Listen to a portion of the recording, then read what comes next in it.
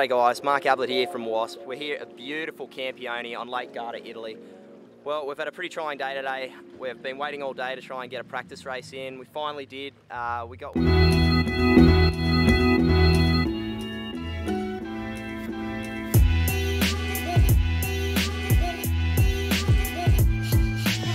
Hey guys, welcome to the Australian Wasp Championships held at the beautiful Sorrento Sailing and Cooter Boat Club here in Victoria, Australia. We've got 35 boats on the line tomorrow. Can't wait for the action to get...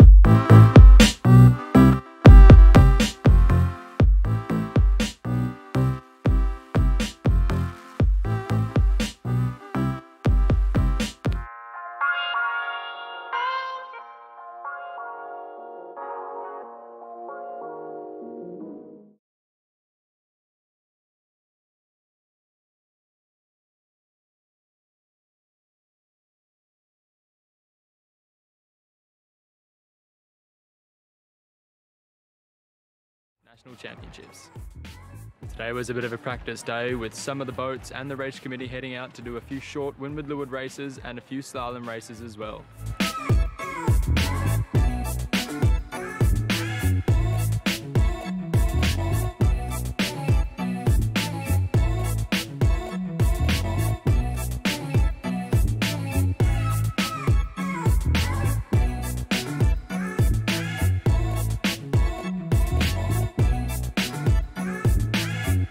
Championship racing begins tomorrow and we'll be bringing you action every day. Stay tuned.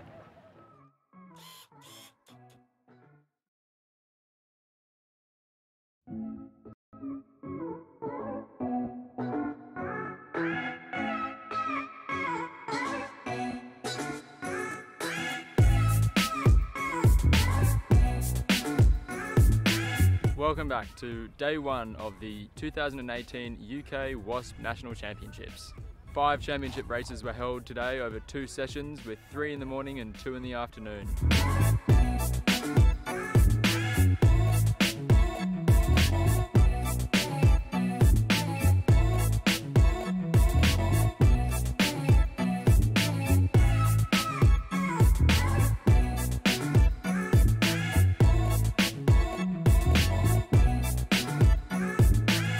Max Todd's sitting in the lead with 3 bullets today, dropping a 4th, and Graham Priestley is not far behind.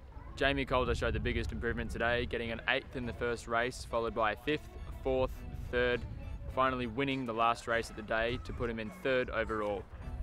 There was plenty of excitement today and there were even a few collisions. It's really good for drainage though. I noticed when you dip the wing in the water and you start to kind of pull it back up again, the water drains away really quickly. Invented something new. Yeah, having said that, walking about on it's definitely more difficult. I got up on foils just before Phil decided to capsize to windward as I bore away to go around him. It was all looking alright, but as he went into windward, his foils popped up out of the water and sliced my tramp in half. But you know, these things happen. It's all fun and games. It's yacht racing. Yeah, it's all good. Spot. Take it easy, big man. Cheers. We'll get the boats fixed and we'll be back on water tomorrow. Excellent. All the boats showed a massive improvement today and there's a great team spirit here amongst the Wasp class as all the sailors were helping each other and sharing tips and tricks alike.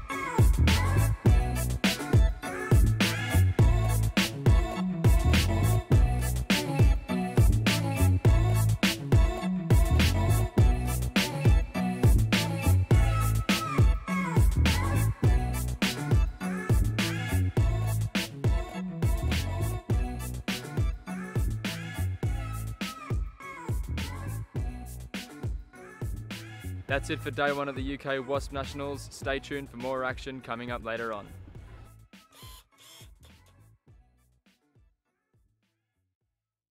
Welcome back to the 2018 UK Wasp Nationals and a beautiful English summer's day. Unfortunately, there was no wind today, so the race committee put up the AP over A, which gave the sailors time to have a nice barbecue lunch together and just hang out. Tomorrow's forecast is looking a little more promising, so we hope to bring you some more racing.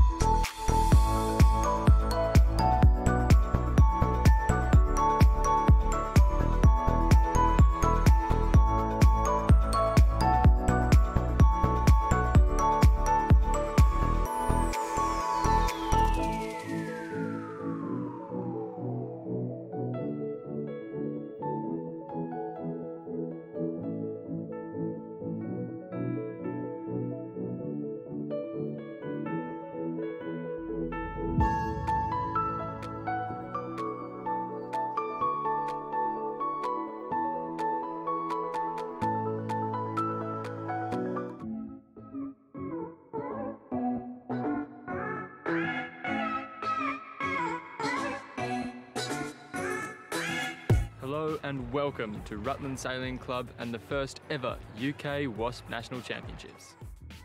Today was a bit of a practice day with some of the boats and the race committee heading out to do a few short windward leeward races and a few slalom races as well.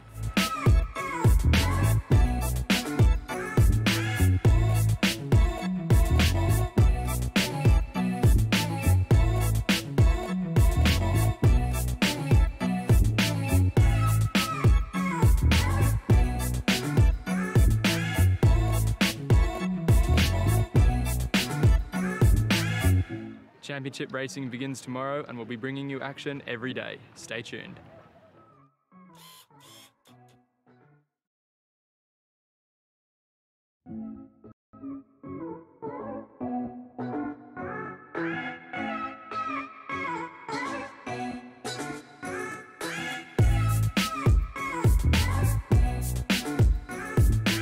Welcome back to day one of the 2018 UK Wasp National Championships. 5 championship races were held today over 2 sessions with 3 in the morning and 2 in the afternoon.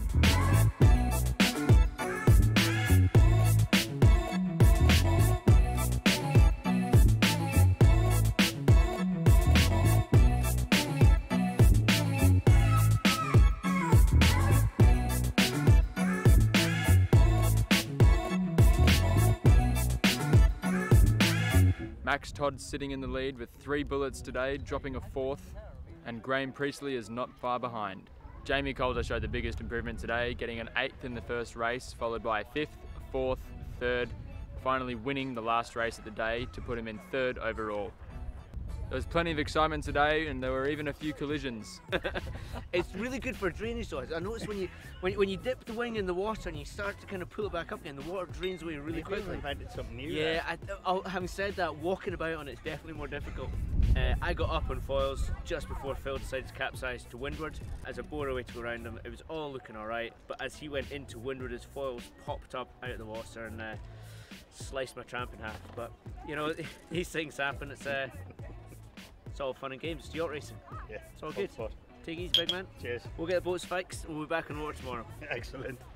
All the boats showed a massive improvement today and there's a great team spirit here amongst the Wasp class as all the sailors were helping each other and sharing tips and tricks alike.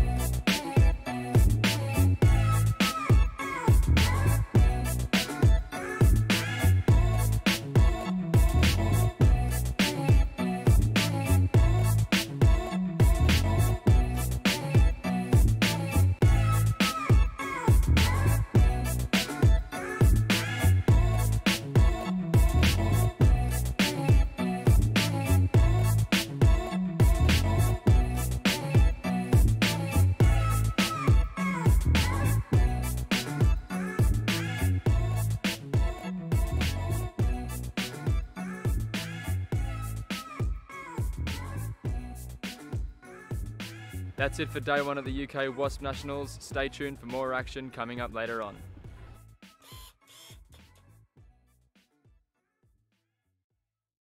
Welcome back to the 2018 UK Wasp Nationals and a beautiful English summer's day. Unfortunately, there was no wind today, so the race committee put up the AP over A, which gave the sailors time to have a nice barbecue lunch together and just hang out. Tomorrow's forecast is looking a little more promising, so we hope to bring you some more racing action then. Stay tuned.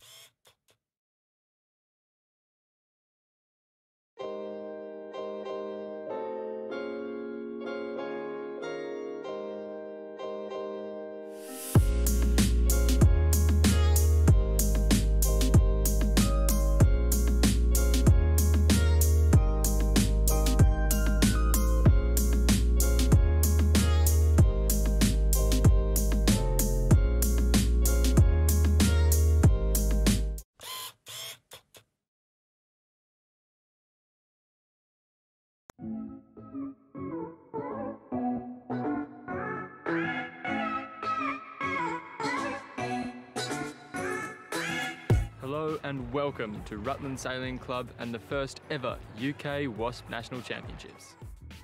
Today was a bit of a practice day with some of the boats and the race committee heading out to do a few short windward leeward races and a few slalom races as well.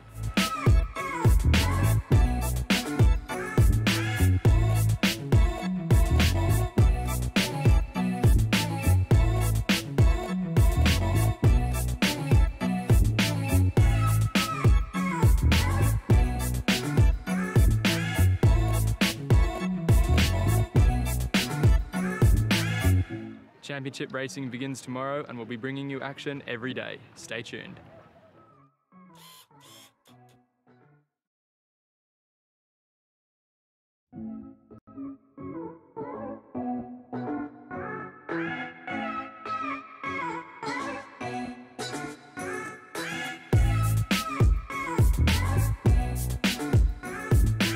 Welcome back to day one of the 2018 UK Wasp National Championships. 5 championship races were held today over 2 sessions with 3 in the morning and 2 in the afternoon.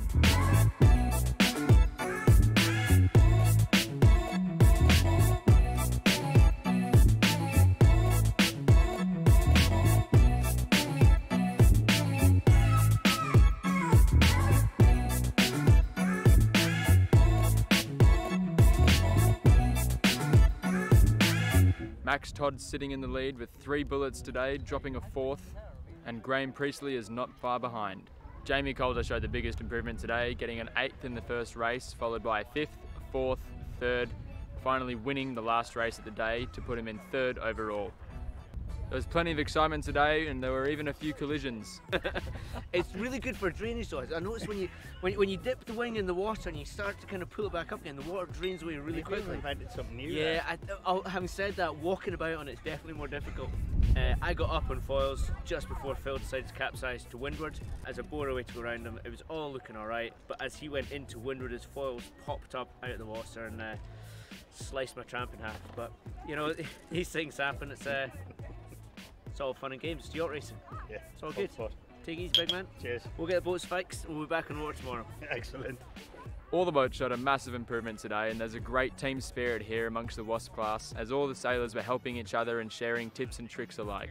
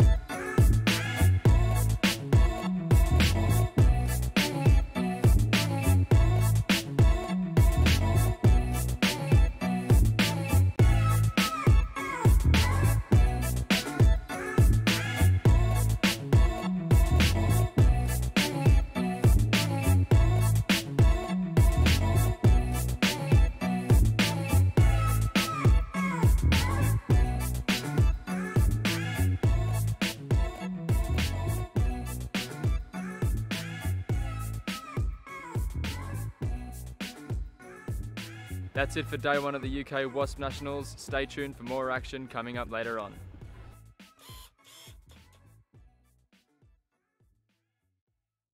Welcome back to the 2018 UK Wasp Nationals and a beautiful English summer's day. Unfortunately, there was no wind today, so the race committee put up the AP over A, which gave the sailors time to have a nice barbecue lunch together and just hang out. Tomorrow's forecast is looking a little more promising, so we hope to bring you some more racing action then. Stay tuned.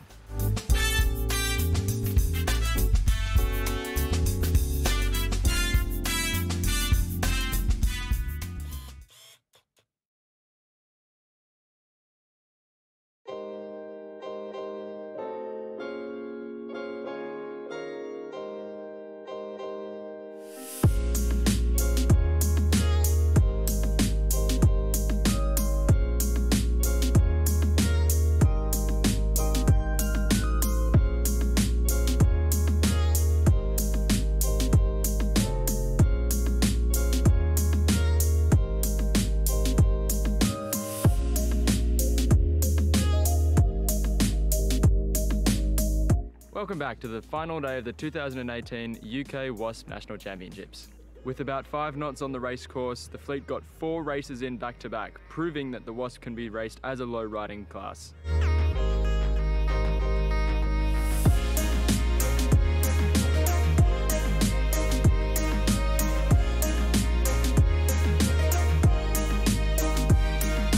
After 2 discards, Paul Bartlett finished in 3rd place overall, Max Todd went down to 2nd place and Graham Priestley moved up to 1st overall. In 4th overall, Jamie Calder was the first youth and Rachel Jenkins takes out the title of UK Wasp Queen in 2018.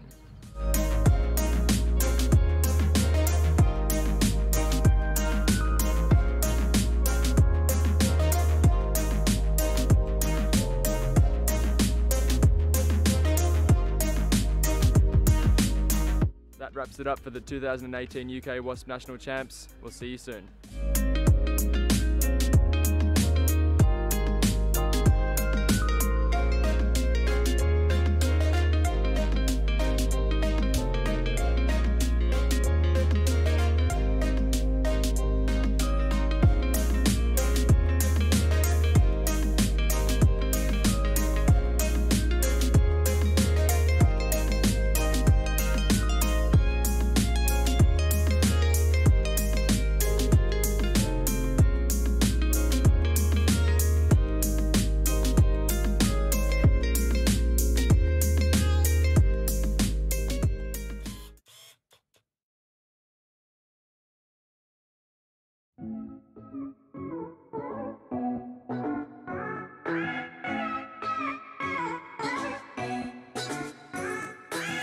Hello and welcome to Rutland Sailing Club and the first ever UK Wasp National Championships. Today was a bit of a practice day with some of the boats and the race committee heading out to do a few short windward leeward races and a few slalom races as well.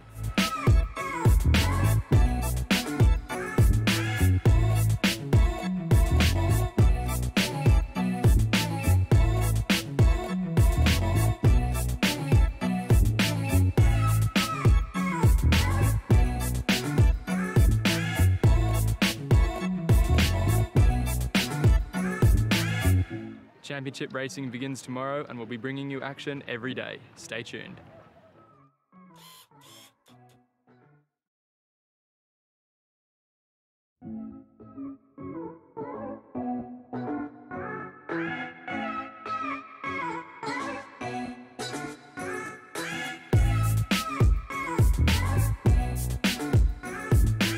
Welcome back to day one of the 2018 UK Wasp National Championships. 5 championship races were held today over 2 sessions with 3 in the morning and 2 in the afternoon.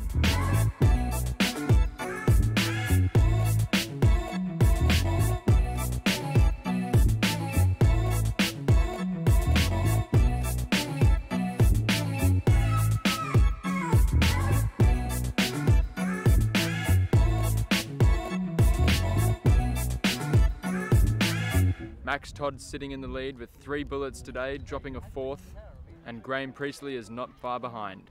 Jamie Calder showed the biggest improvement today, getting an 8th in the first race, followed by a 5th, a 4th, 3rd, finally winning the last race of the day to put him in 3rd overall. There was plenty of excitement today, and there were even a few collisions. It's really good for drainage though. I noticed when you dip the wing in the water and you start to kind of pull it back up again, the water drains away really quickly. Invented something new. Yeah, having said that, walking about on it's definitely more difficult. I got up on foils just before Phil decided to capsize to windward. As I bore away to go around him, it was all looking alright, but as he went into windward, his foils popped up out of the water and sliced my tramp in half. But you know, these things happen. It's all fun and games. It's yacht racing. Yeah, it's all good. Fun. Take it easy, big man. Cheers. We'll get the boats fixed and we'll be back on water tomorrow. Excellent. All the boats showed a massive improvement today, and there's a great team spirit here amongst the Wasp class, as all the sailors were helping each other and sharing tips and tricks alike.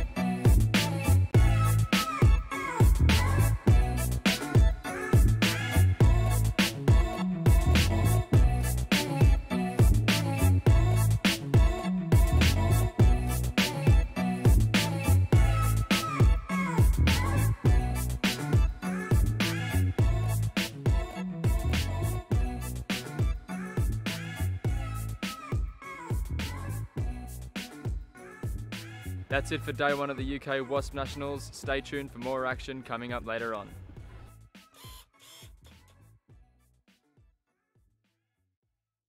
Welcome back to the 2018 UK Wasp Nationals and a beautiful English summer's day. Unfortunately, there was no wind today, so the race committee put up the AP over A, which gave the sailors time to have a nice barbecue lunch together and just hang out. Tomorrow's forecast is looking a little more promising, so we hope to bring you some more racing action then. Stay tuned.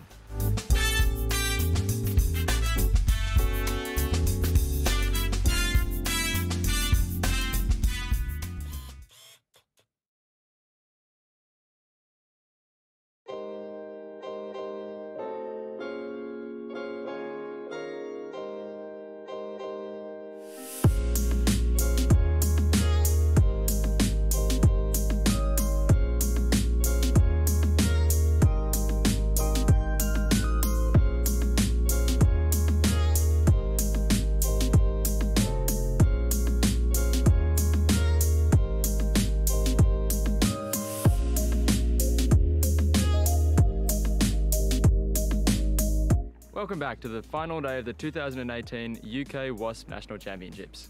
With about 5 knots on the race course, the fleet got 4 races in back-to-back, proving that the Wasp can be raced as a low riding class.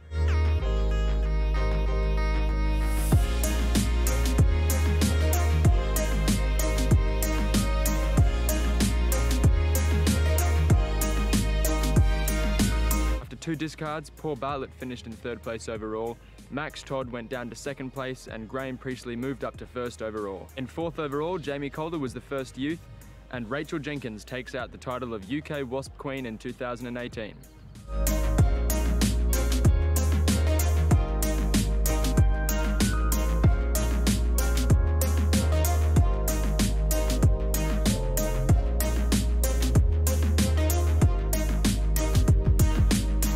That wraps it up for the 2018 UK Wasp National Champs. We'll see you soon.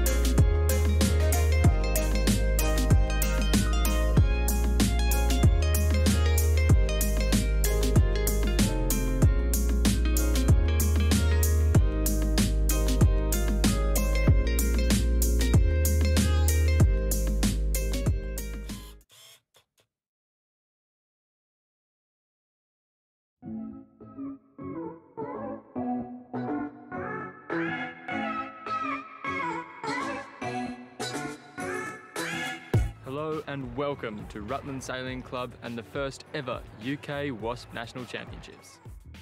Today was a bit of a practice day with some of the boats and the race committee heading out to do a few short windward leeward races and a few slalom races as well.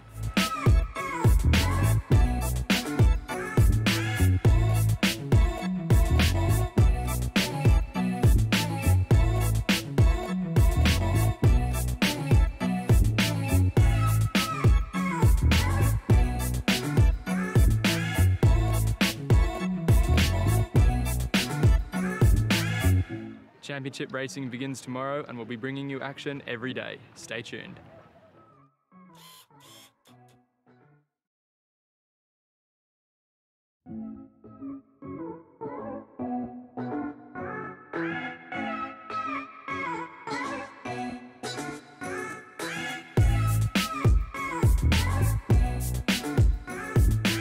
Welcome back to day one of the 2018 UK Wasp National Championships.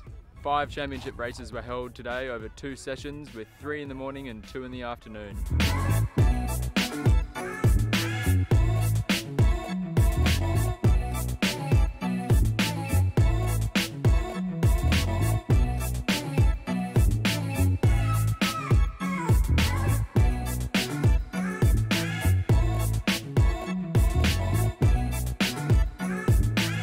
Max Todd's sitting in the lead with 3 bullets today, dropping a 4th, and Graham Priestley is not far behind. Jamie Calder showed the biggest improvement today, getting an 8th in the first race, followed by a 5th, a 4th, a 3rd, finally winning the last race of the day to put him in 3rd overall. There was plenty of excitement today and there were even a few collisions. It's really good for drainage though. I noticed when you dip the wing in the water and you start to kind of pull it back up again, the water drains away really quickly. Invented something new. Yeah, having said that, walking about on it's definitely more difficult. I got up on foils just before Phil decided to capsize to windward. As I bore away to go around him, it was all looking alright, but as he went into windward, his foils popped up out of the water and sliced my tramp in half. But you know, these things happen. It's all fun and games. It's yacht racing. Yeah, it's all good. Fun. Take it easy, big man. Cheers. We'll get the boats fixed and we'll be back on water tomorrow. Excellent. All the boats showed a massive improvement today and there's a great team spirit here amongst the Wasp class as all the sailors were helping each other and sharing tips and tricks alike.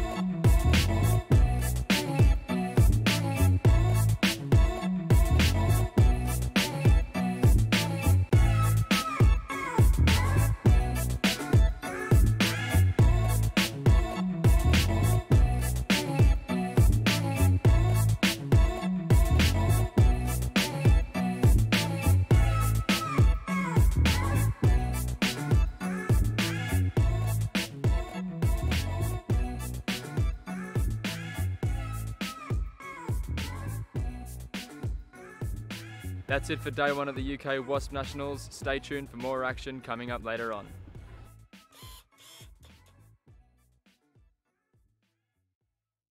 Welcome back to the 2018 UK Wasp Nationals and a beautiful English summer's day. Unfortunately, there was no wind today, so the race committee put up the AP over A, which gave the sailors time to have a nice barbecue lunch together and just hang out. Tomorrow's forecast is looking a little more promising, so we hope to bring you some more racing action then. Stay tuned.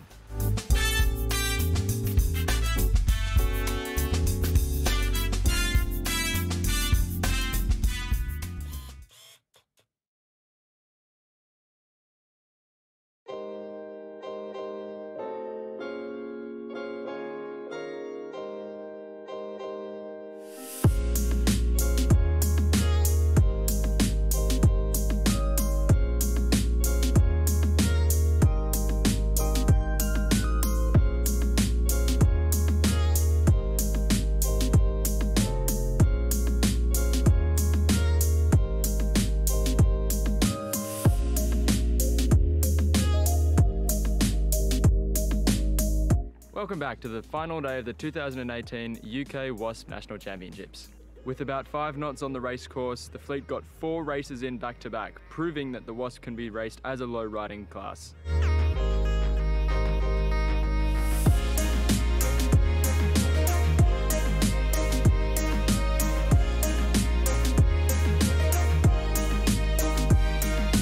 After 2 discards, Paul Bartlett finished in 3rd place overall, Max Todd went down to 2nd place, and Graham Priestley moved up to 1st overall. In 4th overall, Jamie Calder was the first youth, and Rachel Jenkins takes out the title of UK Wasp Queen in 2018.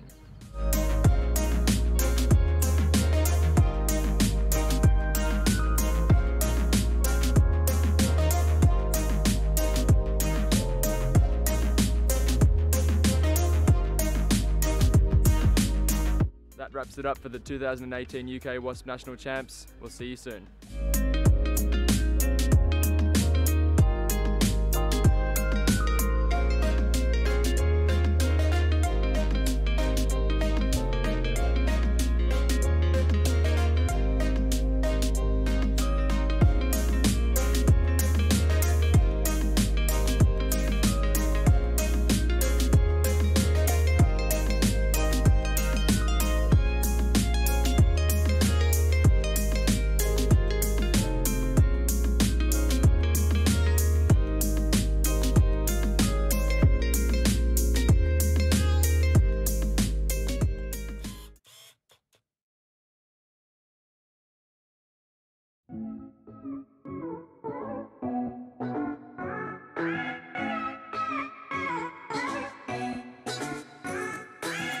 Hello and welcome to Rutland Sailing Club and the first ever UK Wasp National Championships. Today was a bit of a practice day with some of the boats and the race committee heading out to do a few short windward-leeward races and a few slalom races as well.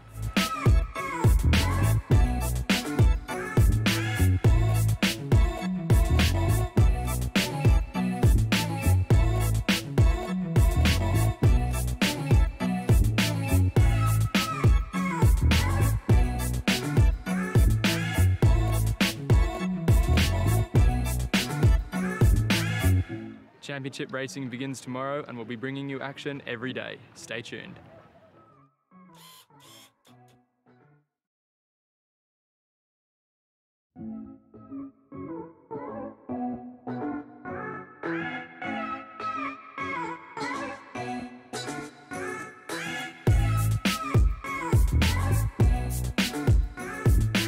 Welcome back to day 1 of the 2018 UK Wasp National Championships.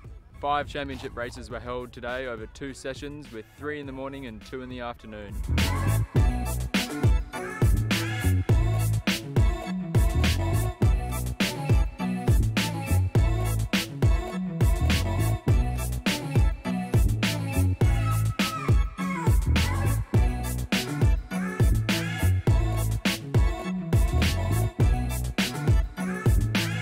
Max Todd sitting in the lead with 3 bullets today, dropping a 4th, and Graham Priestley is not far behind.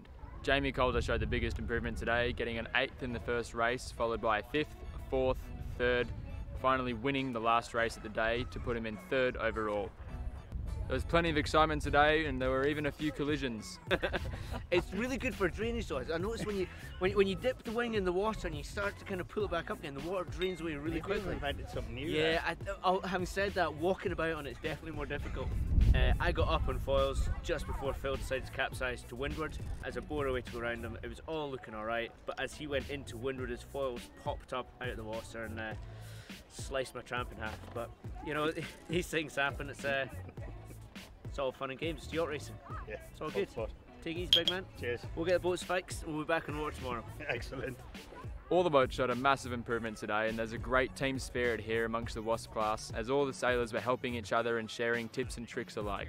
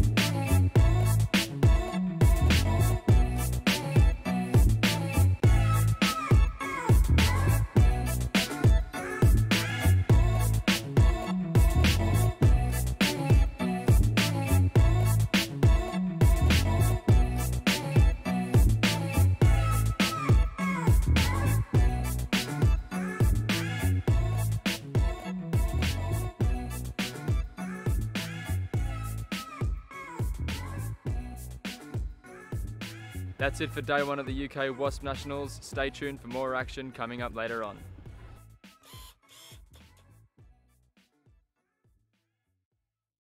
Welcome back to the 2018 UK Wasp Nationals and a beautiful English summer's day.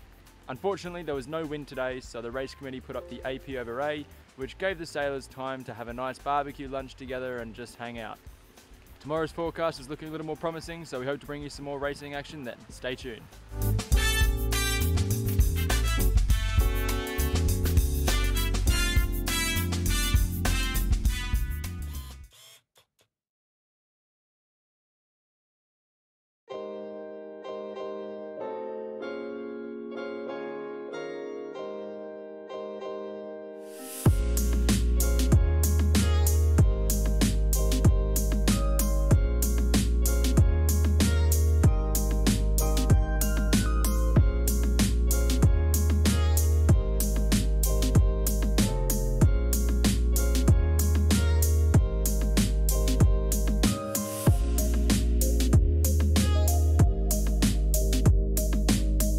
Welcome back to the final day of the 2018 UK Wasp National Championships.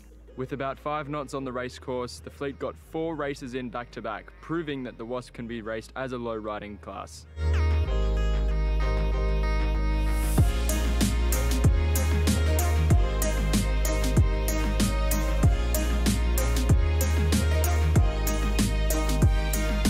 After 2 discards, Paul Bartlett finished in 3rd place overall. Max Todd went down to 2nd place and Graham Priestley moved up to 1st overall. In 4th overall, Jamie Calder was the first youth and Rachel Jenkins takes out the title of UK Wasp Queen in 2018.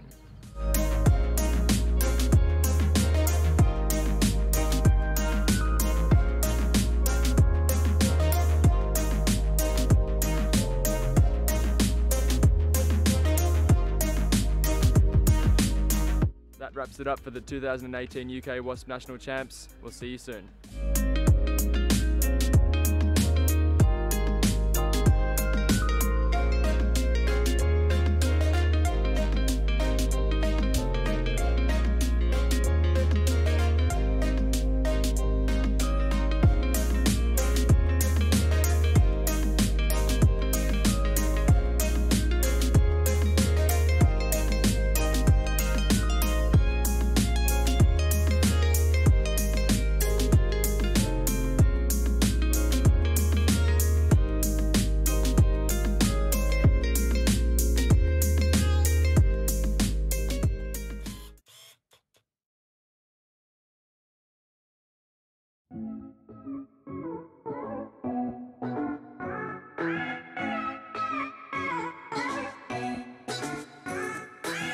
Hello and welcome to Rutland Sailing Club and the first ever UK Wasp National Championships. Today was a bit of a practice day with some of the boats and the race committee heading out to do a few short windward-leeward races and a few slalom races as well.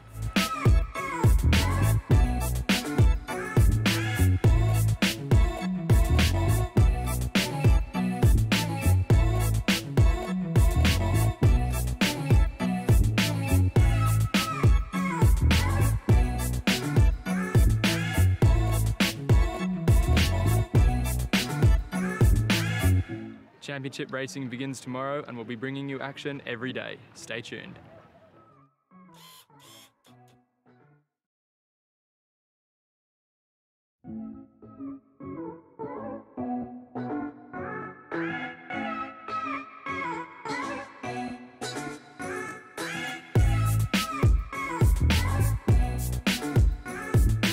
Welcome back to day one of the 2018 UK Wasp National Championships.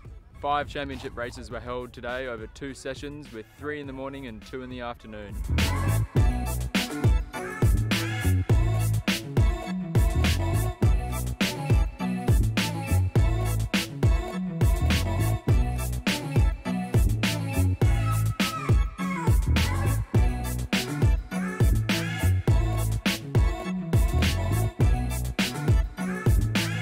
Max Todd's sitting in the lead with 3 bullets today, dropping a 4th, and Graham Priestley is not far behind. Jamie Calder showed the biggest improvement today, getting an 8th in the first race, followed by a 5th, a 4th, a 3rd, finally winning the last race of the day to put him in 3rd overall. There was plenty of excitement today, and there were even a few collisions. It's really good for drainage though. I noticed when you dip the wing in the water and you start to kind of pull it back up again, the water drains away really quickly. Invented something new. Yeah, having said that, walking about on it's definitely more difficult. I got up on foils just before Phil decided to capsize to windward. As a bore away to go around him, it was all looking alright, but as he went into windward, his foils popped up out of the water and sliced my tramp in half. But you know, these things happen. It's all fun and games. It's yacht racing. Yeah, it's all good. Spot. Take it easy, big man. Cheers. We'll get the boats fixed and we'll be back on water tomorrow. Excellent. All the boats showed a massive improvement today, and there's a great team spirit here amongst the Wasp class, as all the sailors were helping each other and sharing tips and tricks alike.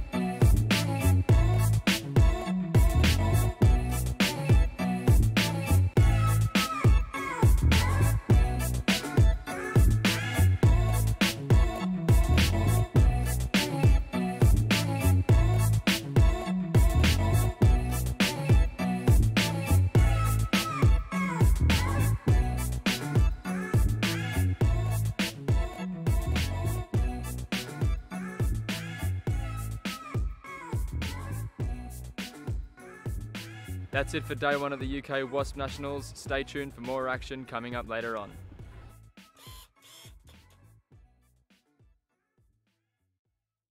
Welcome back to the 2018 UK Wasp Nationals and a beautiful English summer's day. Unfortunately, there was no wind today, so the race committee put up the AP over A, which gave the sailors time to have a nice barbecue lunch together and just hang out. Tomorrow's forecast is looking a little more promising, so we hope to bring you some more racing action then. Stay tuned.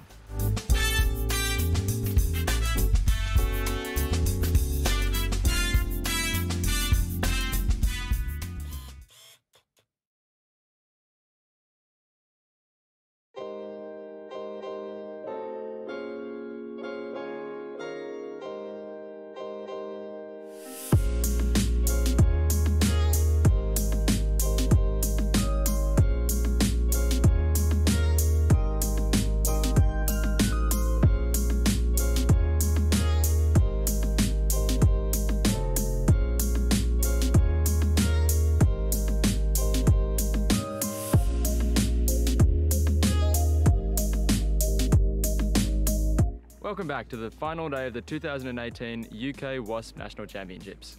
With about 5 knots on the race course, the fleet got 4 races in back to back, proving that the Wasp can be raced as a low riding class.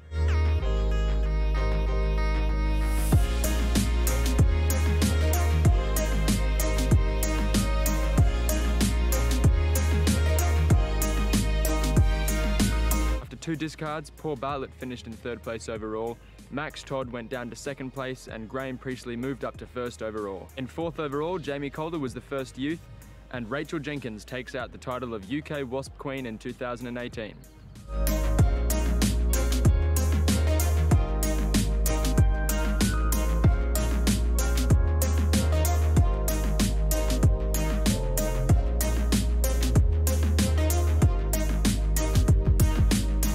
That wraps it up for the 2018 UK Wasp National Champs. We'll see you soon.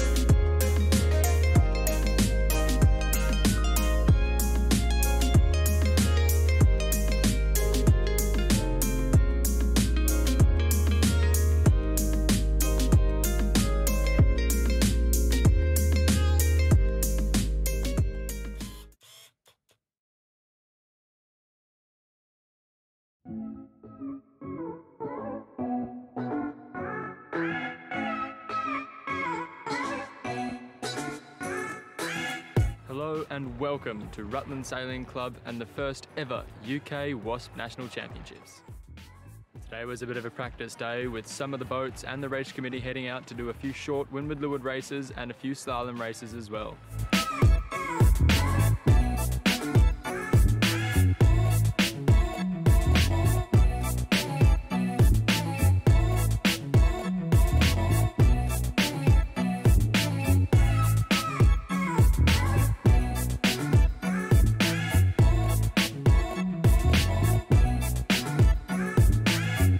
Championship racing begins tomorrow and we'll be bringing you action every day. Stay tuned.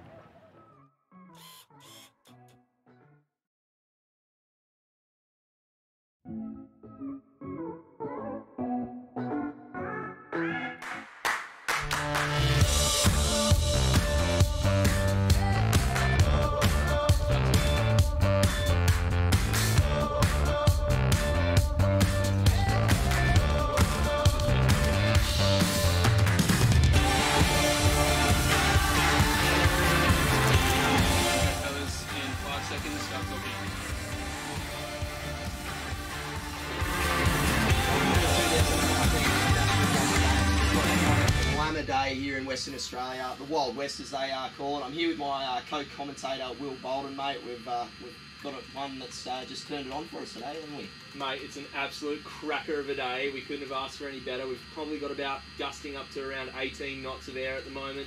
Sunny skies, 30 odd degrees, just a beautiful day in paradise here in Perth. Yeah, it's been like that for about the last 10 days, so yeah, these guys are pretty well used to it. We are now in sequence for the first round of and first race of the 2019 International Wasp Games Slalom event. In this heat we have Sam Gilmore, Scott Sidney, Dave Von Felton, Peter Susalu, Liam Seagreen, Joe Pester and Matthias Coots. So we've got a good mix of international guys there. Matthias Coots, obviously Russell Coots' son over from New Zealand. Joe Pester, everyone's favourite man from Great Britain. And a couple of guys that have just jumped in the boats recently. Sam Gilmore, Dave Von Felton's been doing a lot of training out of here. I mean, you know these guys pretty well. Will, who's your pick? Yeah, look, Davey Von Felton is a local boy and knows these waters really, really well, and very good in the skiff classes. Really think he's a Cherub national champion. He's very quick in a 14, so he hasn't been sailing the Wasp for long, but I'd pick him to certainly get through, if not win this heat. Yeah, no, he's definitely been showing form. I think he was 12th in the Australian Championships, or the pre-Wasp Games event that we just held that concluded yesterday. The way the start sequence is working is it's 3-minute starts. We're going straight into the U flag, which means that you cannot be over the line prior to inside 1 minute. So if you are over the line, you just will not get scored. So it's going to be all to play for here. As Will said, it's a beautiful day in Western Australia, and we've got some nice little breeze lines coming down the drain pipe out east Fremantle here, mate. We've even, yeah, that's right. We've got great breeze, and we've actually just started to assemble a little bit of a spectator audience just here in front of our commentary position. So the girls have come out to watch some of the boys sail these boats around the course at plus 20 knots, and it should be quite exciting by the time we kick off. Just going into a minute here now, Mark. Yeah, we're inside a minute. We've got a lot of boats here racked up. Yeah, it's going to be very interesting. A lot of these guys haven't actually done this format before, so it's going to be interesting to see a few of the starting techniques. And this first round of 8 is going to be quite interesting, I think, just to see how people cope with it. Once we get through the round of 8, it's the first 4 boats from each heat automatically qualify through. So yeah, this is going to be pretty interesting, and yeah, the breeze is starting to freshen a little bit. This is good. So we got the 8 boats here lining up. We got Dave Von Felton and Sam Gilmore down around near the pin. Joe Pester's just tacking over near the boat. So it's all to play for here. We're getting pretty close to the start of this one. They're really lined up in close to the line here, aren't they? They're just sort of not giving themselves much room to accelerate. 3, 2, 1. Oh, Seagreen, There's great the gun. start. Great start, Liam Well done from Seagreen. Liam Seagreen. Yeah. So Sam Gilmore down on the pin. Pete Susalu was just a little early. We got Joe Pester in the drink on the boat. He got squeezed that'd out. be Joe gone, I would have thought. Yeah, I think he's done for the day, unfortunately. Bad luck to all those guys in the UK watching. So we're heading off to the first turning mark, pretty hot, and it looks like Davey Von Felton is in the lead. Liam Seagreen up to windward there. We've got Sam Gilmore, and Matthias Coots looks like he's in third at the moment. Young Matthias, he's got his work cut out. He's on the big rig, so there's 2 different sized rigs in the Wasp. We've got a small rig for the lighter people and a bigger rig for the heavier people, and young Matthias is in the big rig, and he's only a little fella. I think he's about 13 or 14, so... Should help him downwind though. Look, Matthias is throwing the first jibe, so the beauty of this course is there is plenty of passing lanes downwind. So he's just nailed the foiling jibe. We've got our Canadian as well, Pete Susalu, who's jibed out. A few more guys jibing. Sammy Gilmore just going off the foils there. Liam Seagreen, Dave Von Felton way out on the right-hand side. Just looks like it's the Matthias Coots still in front there. He's really ripping along the young fella. Yep, so they've got to pick their jibe angle in. So we've got Pete Susalu here, who's now just thrown a jibe in. Be interesting to see if he lays that gate mark through there. We've got Dave Von Felton, who's on a pretty tight lay. So we've still got Pete on screen here.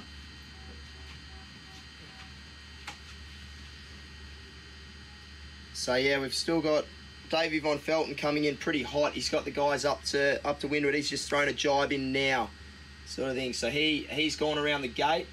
He's heading back out to that right-hand side of the course there. Most of the boats in this flight are out on the left-hand side, so he's gone a completely different direction to those guys. It'll be interesting to see when he comes back and they converge down the bottom end of the course.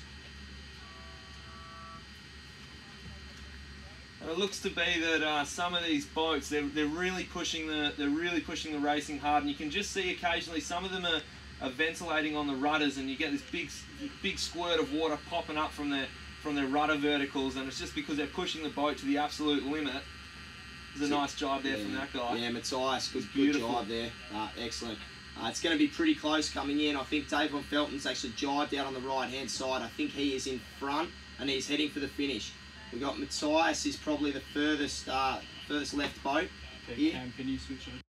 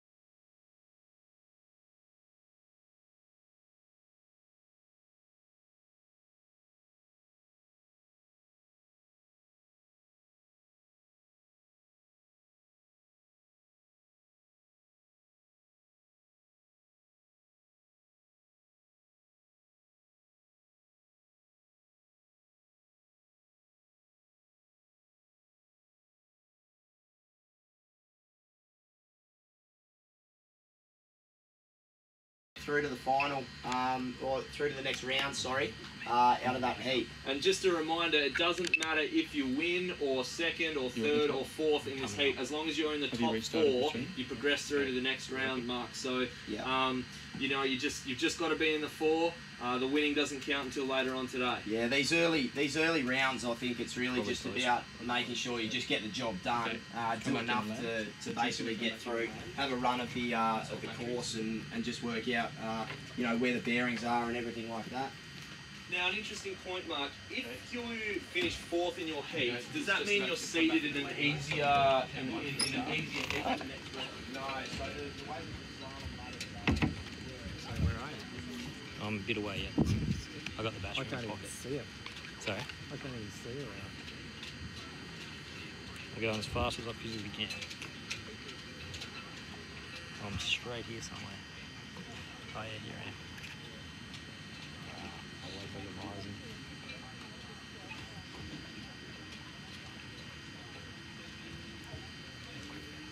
Come on, bitch.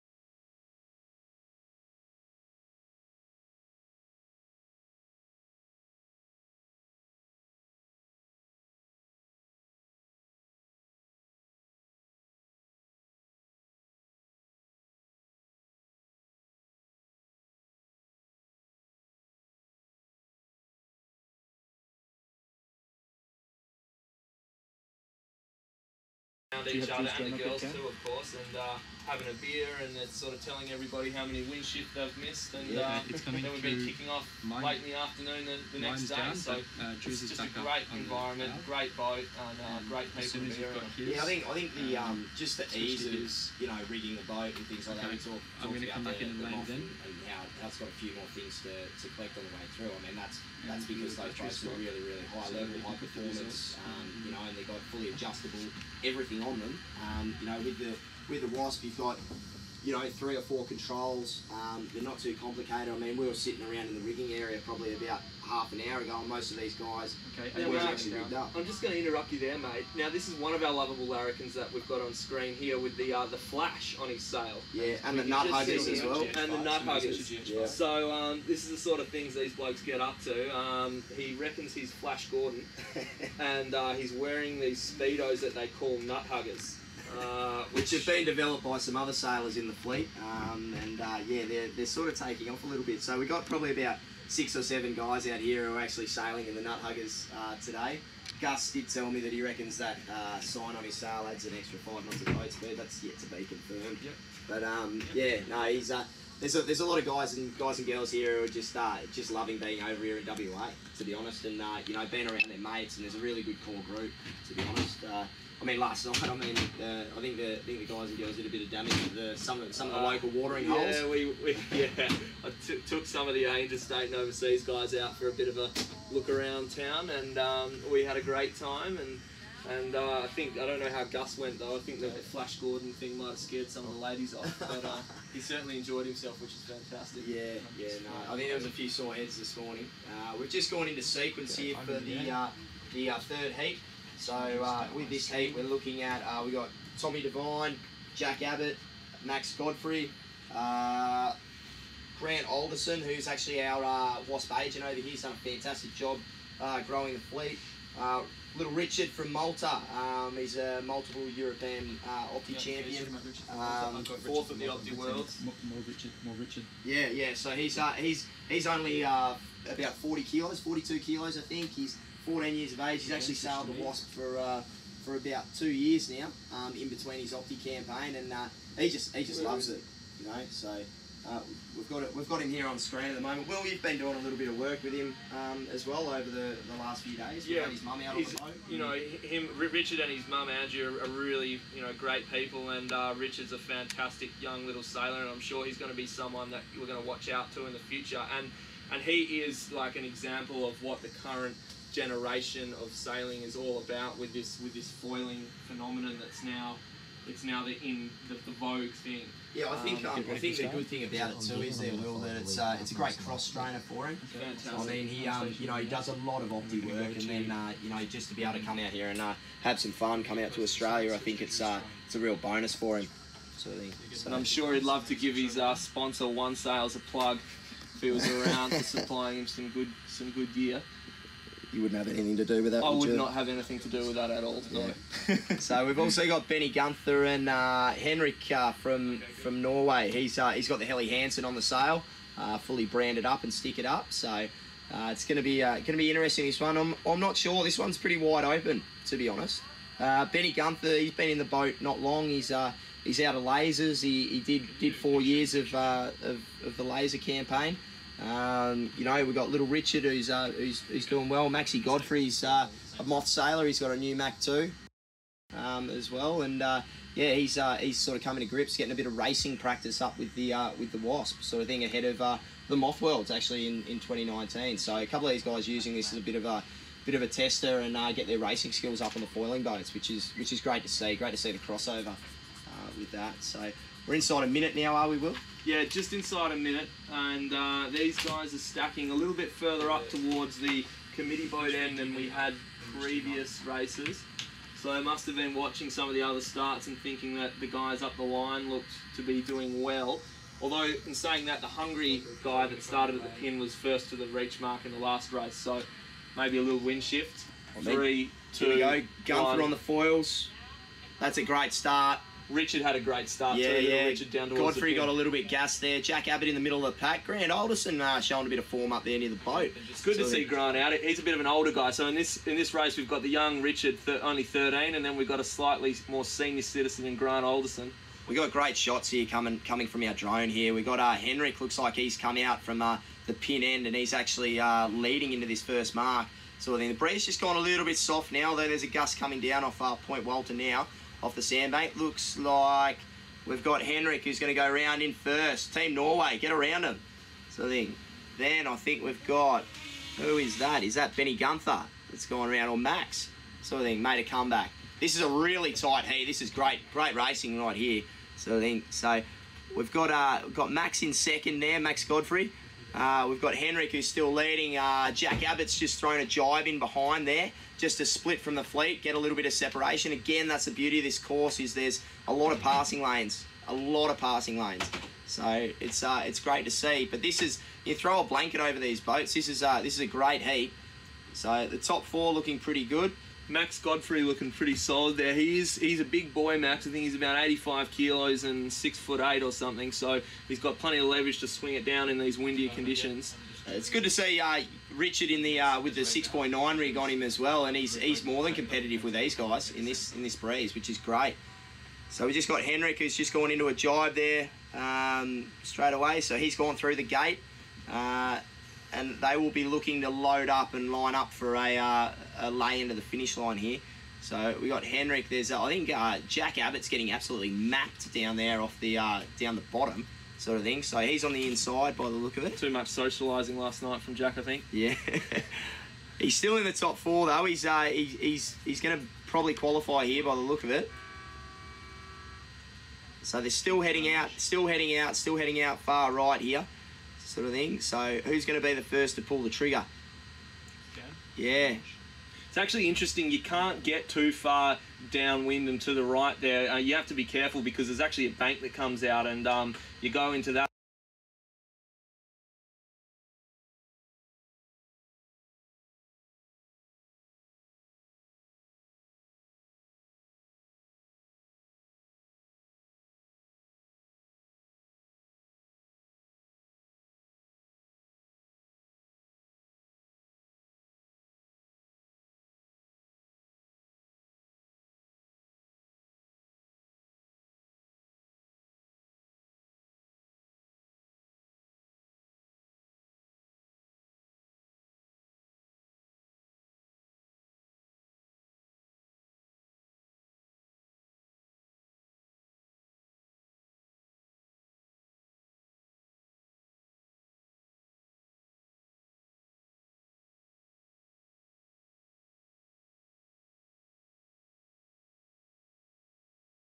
Have to be careful because there's actually a bank that comes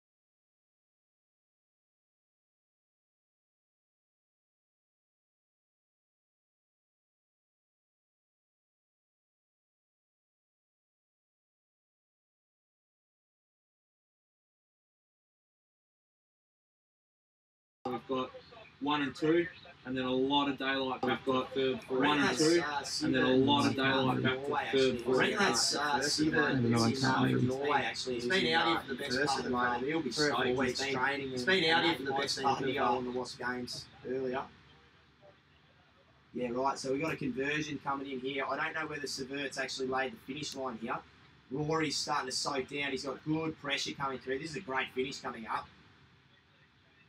To my eye, it looks like Rory may just get there if he can pull off a good jibe. Yeah, he's got to really jibe inside him here. Here he's got that jibe now. He's jibing inside him. There's pace on. I think he just got it. Sivert comes off the foils. Oh, there's nearly a collision. Sort of thing. But yeah, that was a good finish there. Yeah, so Rory Hunter in first. Sivert in 1 and 2.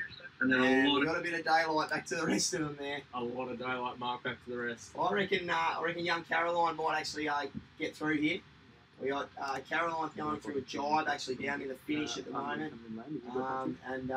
Yeah, big slam at Sammy's getting maps down there off Claremont sort of thing. So it looks like we're rolling into another start pretty well straight up after that. We're getting results up to you as quickly as we can. And yeah, we'll just keep going. Once we get through these final rounds, we'll definitely clean up a little bit and we'll be able to follow these races quite easily. And the fleet will also compress up a little bit as we sort of get the real quality guys in. But it's just great to see everyone out here having a crack at it. A lot of these guys doing slalom for the first time. Will, you're pretty impressed by the standard, Will? Yeah, for sure. Like, especially considering that, you know, the Wasp is only a relatively new class, 18 months or 2 years that it's been hanging around for. So the guys haven't had a lot of times in the boats, but you can see how quickly they can just jump in and go sailing and race at a really high standard. Yeah, absolutely.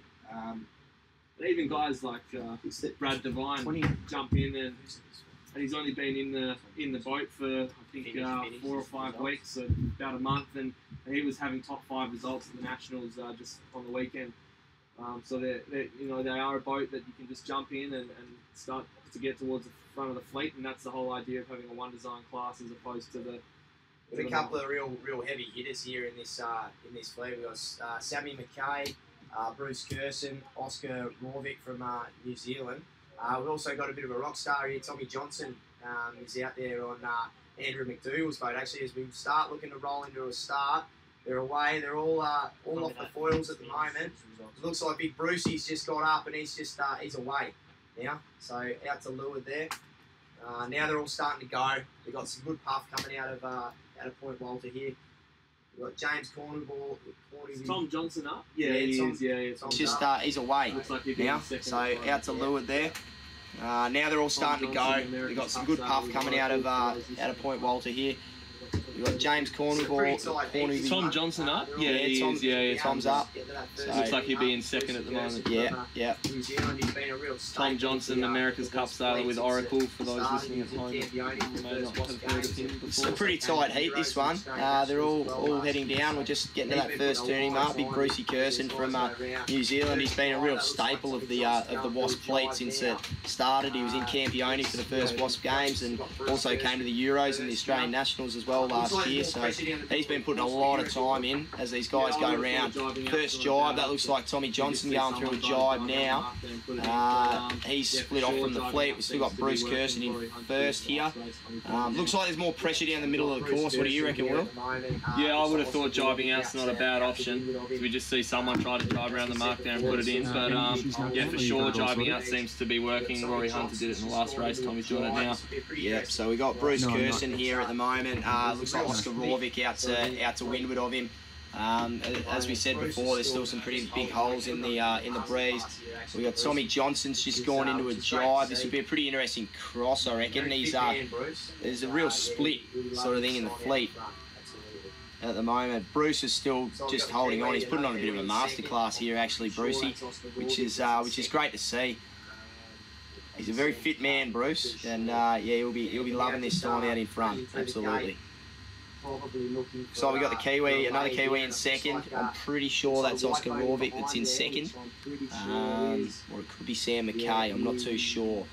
They're now just cruising through the gate, probably looking for a lay here, and it looks like the white boat in behind there, which I'm pretty sure is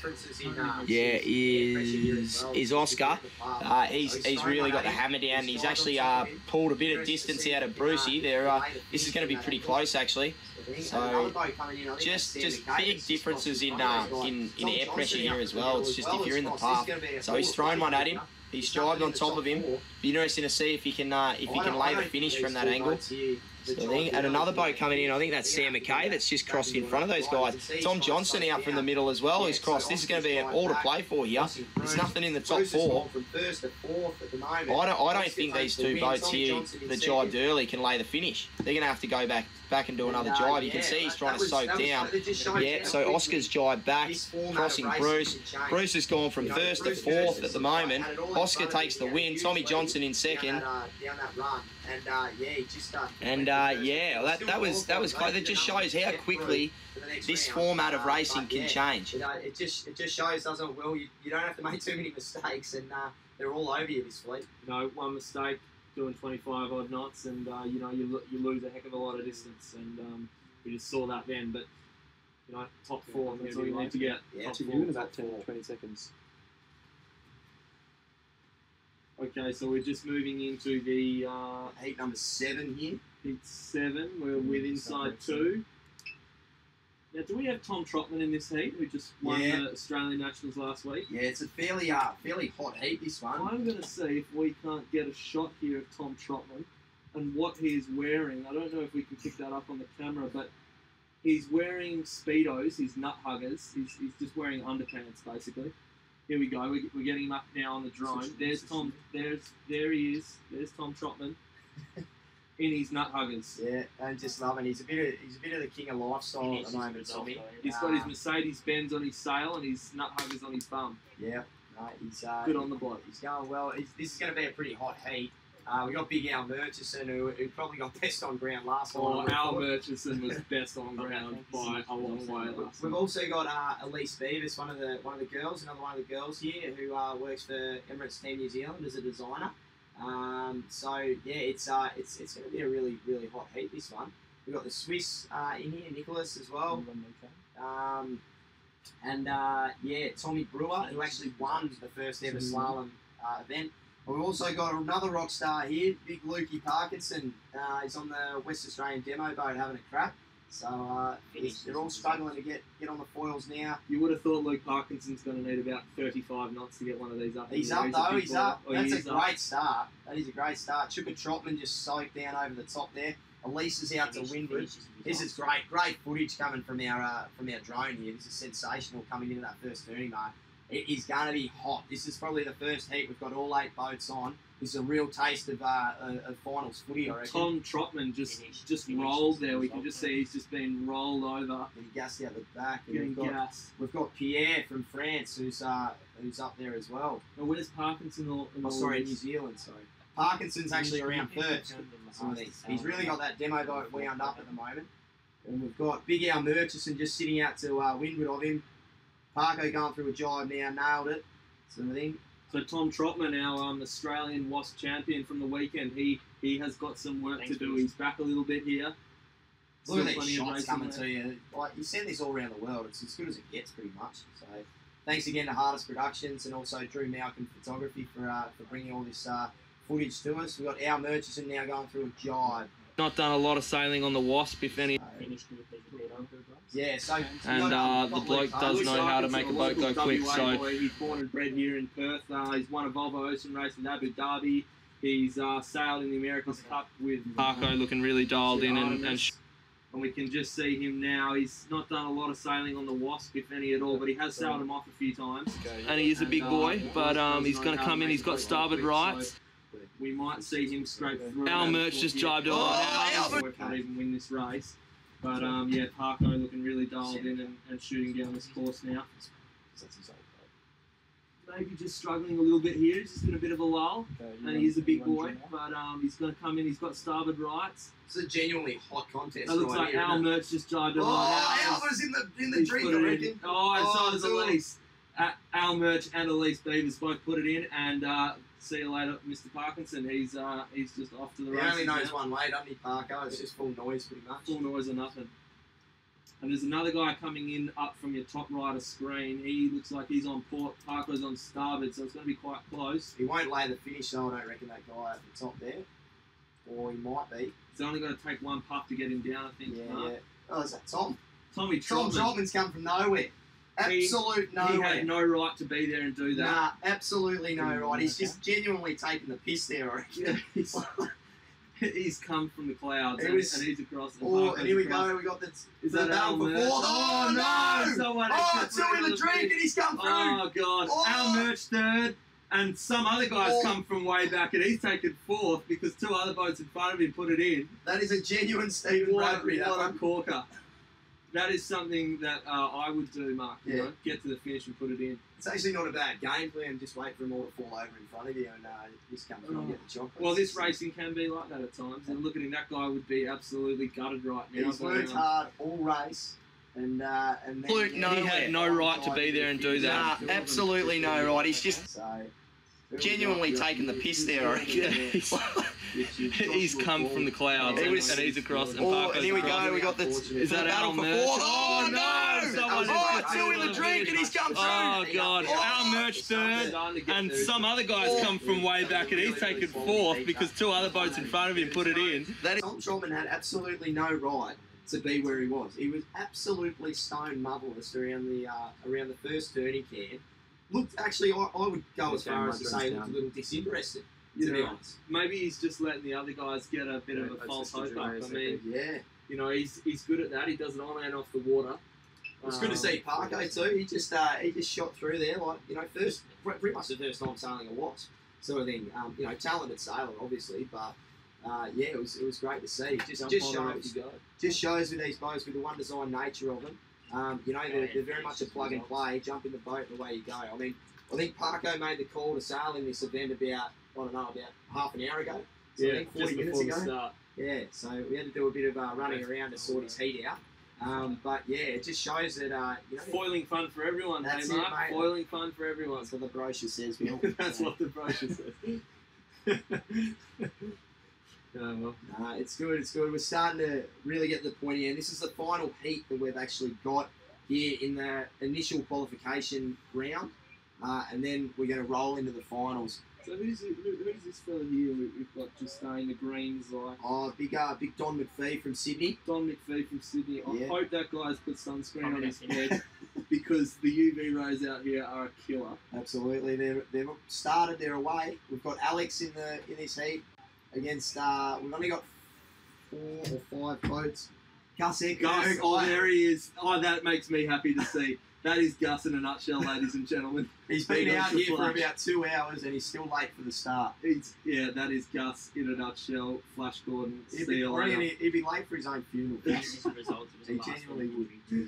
So it's good to see. We've got the top 4, really, really quality racing in the top end of this one. Let's see if Gussie can get back. We saw Tommy Trotman do a bit of a Hail Mary in that last one. Maybe Gus can get back into it. So. Here we go, back on the drone footage now, and looks like Pierre Leboucher is out in front. He's a Frenchman. Yeah, Frenchman, 470 Olympic rep from 8 years ago, I believe. He's really got the pedal down. He's had a bit of an indifferent warm-up event. He had some really good positions, top 5s and whatnot, but fell back a little bit on the second day. So he's out here trying to find a bit of form, and he's showing it at the moment. All rolling into a jibe now, and they're all heading back across to the middle part of the course here. So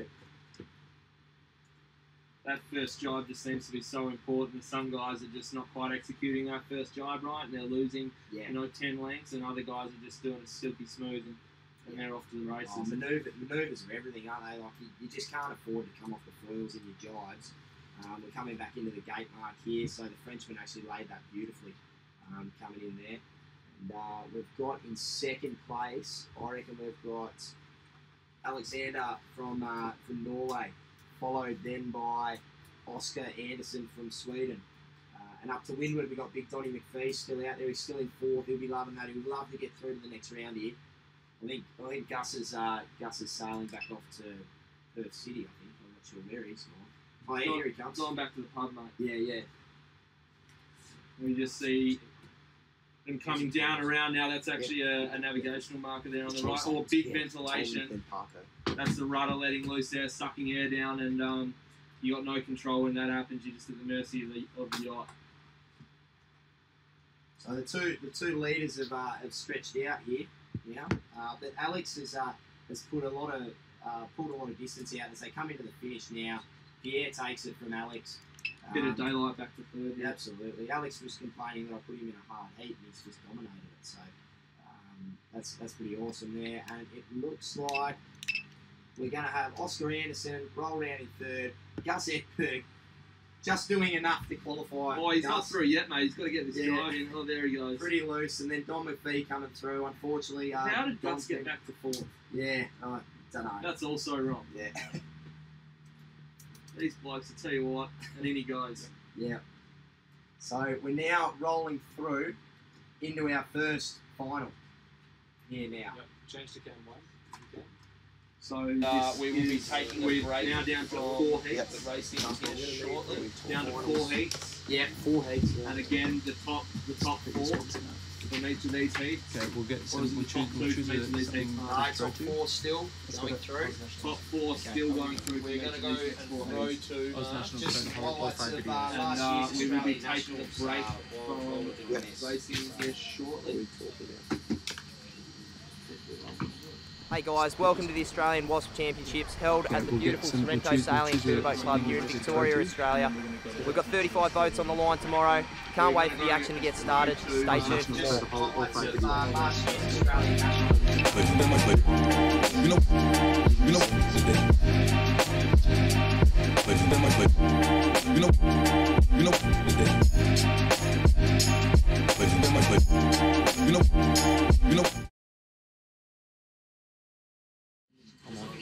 Yeah, there's one more race to go.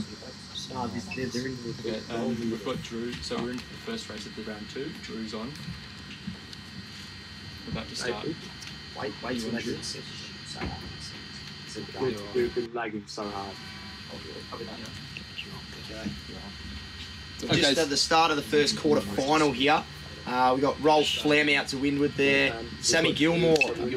Yeah, he's struggling to get down to the mark there a little bit, but this is all to play for here with this one. We have Liam Seagram, Matthias Coots in this final as well. Tomas from Hungary, who was one of our pre-event favourites, has just parked it on the start boat here as well, which is not good. But as we're looking at it now, live pictures here, we got 6 boats coming into the top mark, and they're all going around together. This is going to be a sensational race. This is going to be a really difficult one to call. It's looking like we've got the Norwegian out to windward. Who's out there in first? As we're looking at it now, Sammy Gilmore's in the top 4 right now. Yep, Sam Gilmore, Liam Seagreen. Might even be the Canadians in front, which is fantastic. Difficult one to call. For him, he's had a bit of an indifferent nationals, and now he's just in front. Who's out there in first? Sammy Gilmore's in the top 4 right now. Yeah, Sam Gilmore, Liam Seagreen. Might even be the Canadians in front, which is fantastic. For him, he's had a bit of an indifferent nationals, and now he's just in front in the slalom. And all these guys have jibed now, heading back down towards the first gate.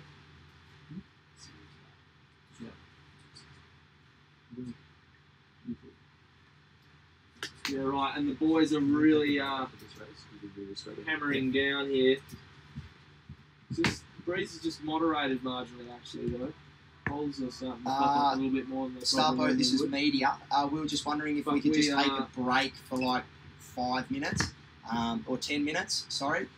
We've just got some bits and pieces to play. Is that alright? It's like these guys are just struggling a little bit at times here, especially with some of the jibes and the holes. You on the right? One of the back markers puts it in.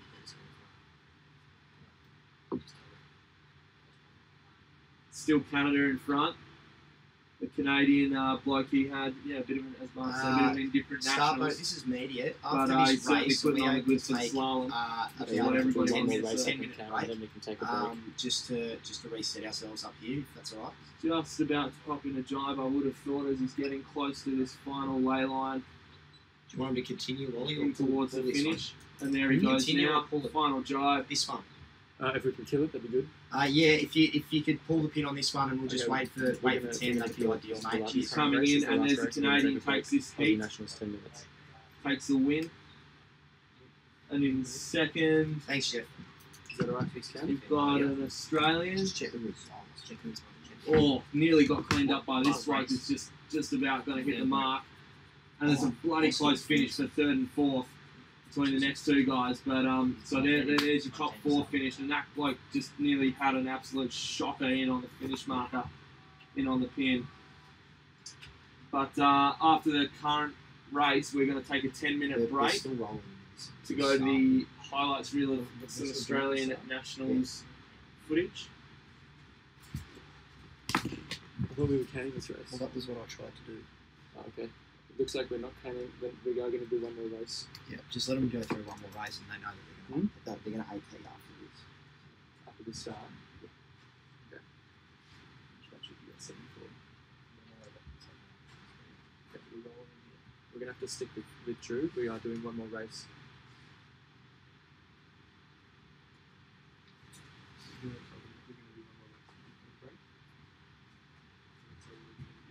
So, ladies and gentlemen, we are going to actually do one more race, and then we will go to a highlights reel of the Australian Nationals. So this is the quarterfinal number 2. This is a pretty stacked one. We've got Jackie Abbott. Just gone into the final minute. Into the final minute, we've got Jack Abbott with, who's on the purple sail. We've got Big Grant Alderson, Benny Gunther, who actually cleaned up the last race, which is pretty unreal. Henrik from Norway. We've got Alex Mitchell-Barker from New Zealand, Nikolai Jakobsen, Eric Carlson, and John Holroyd. So this is going to be a bloody good race, this one. There's a lot of big guns in here. A lot of big guns. Who are you tipping, Mark? I reckon Nikolai. Yeah, Nikolai, although Ben Gunther's just improving big. every time he goes sailing on these things. He's just improving and improving. So Big John Holroyd's going to have his work cut out. He's starting to sneak up to the start line now. Henrik's a little bit behind the start. I reckon we're going to be off on a low riding start here until the breeze comes in. Although they're getting up now. So Henrik's up on the foils, all up on the foils now. So Henrik really lit up as he came through the start line there. Big Benny Gunther probably got the best of the start, I would have thought. Nikolai a little bit down the leeward there as well, so he's a bit behind. Alex Mitchell-Barker, he's probably in about 6th at the moment, so the positions that we're interested in is the top 4 that go through to the next round here. Grant Olsen out the back door. He's a long way back, and the guy in the Helly Hansen boat, he's put really high trying to get down. This is fully launched around this top mark here.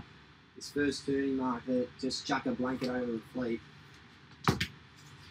So it's great racing. Who's going to throw the first jibe? It looked like Nikolai. Nikolai around first. Yeah, Nikolai actually came up underneath the whole fleet, and he looked like he was a bit gassed early, but he's probably taken the shortest distance. Be better angle in that lighter air. Yeah.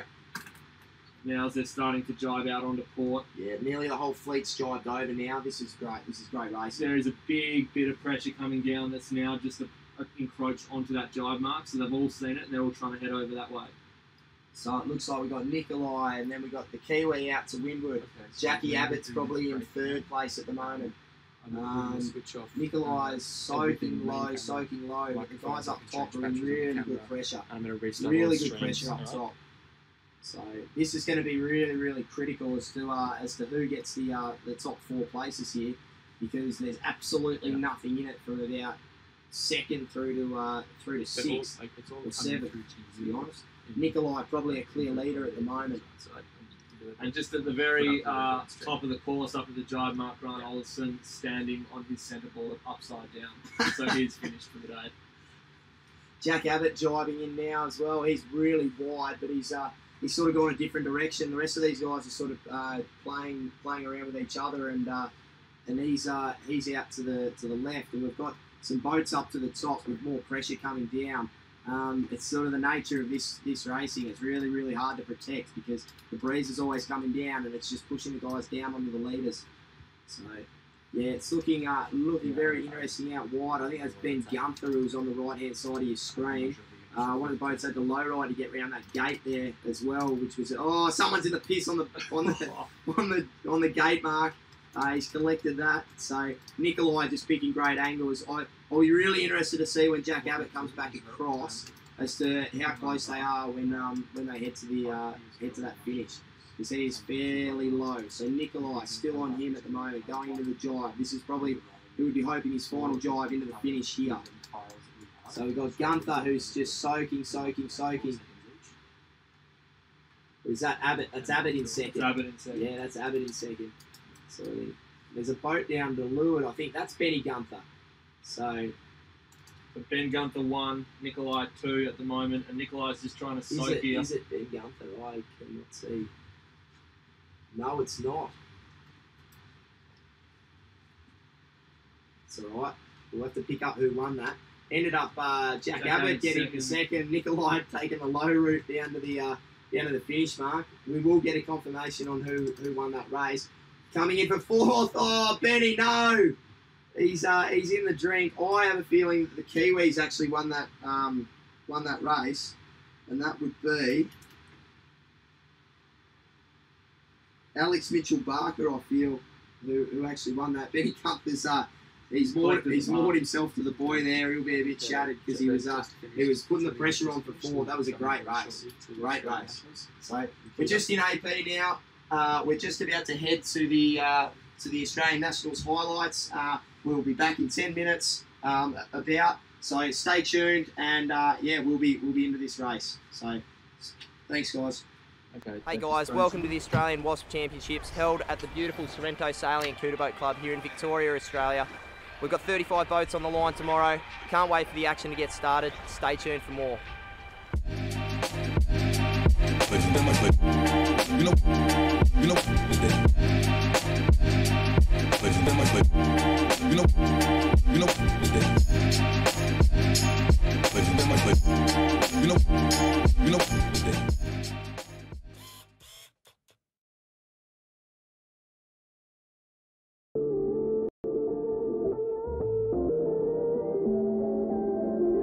G'day guys, welcome back to the Australian Wasp Championships here at beautiful Sorrento. Another day in paradise. We've just had an awesome day out here today. 18 knots, 3 races. Everyone got round the course. Some of the best wasp racing that you could ever hope to see. Can't wait for more tomorrow. Bring it on.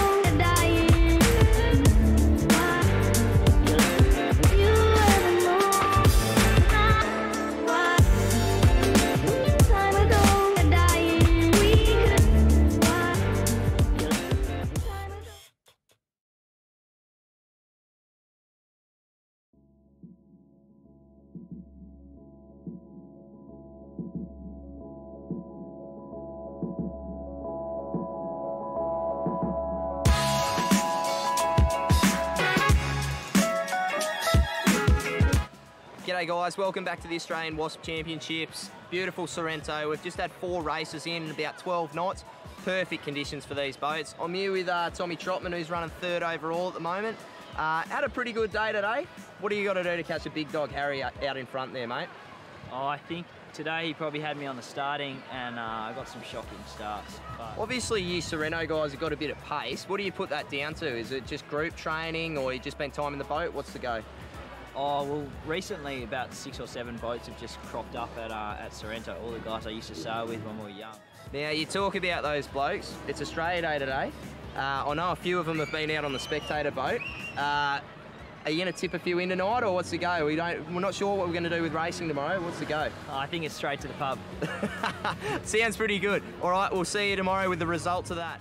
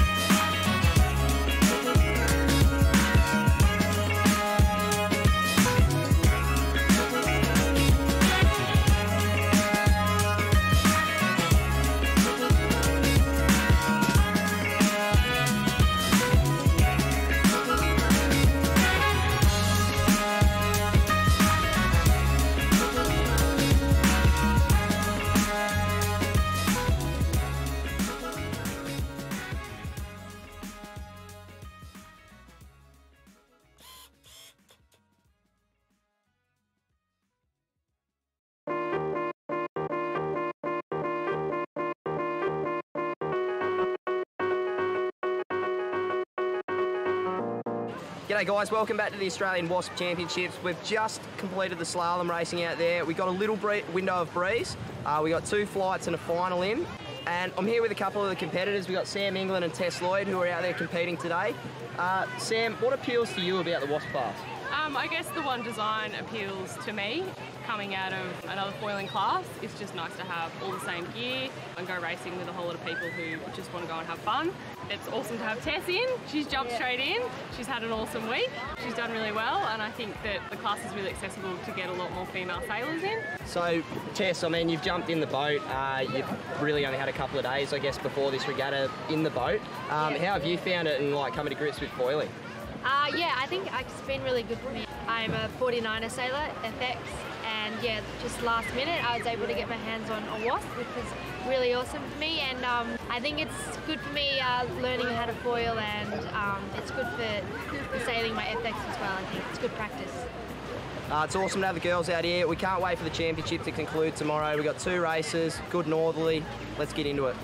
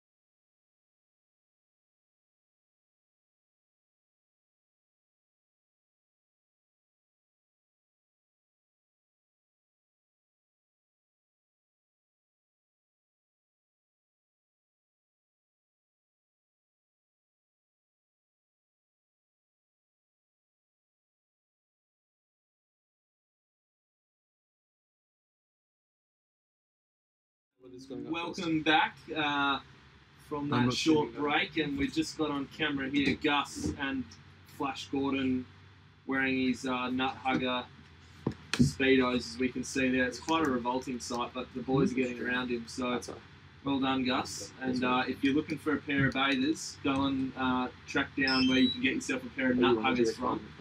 You might wind up looking like that guy, but that's probably is a bad thing, I think, Mark. Yeah, it could be.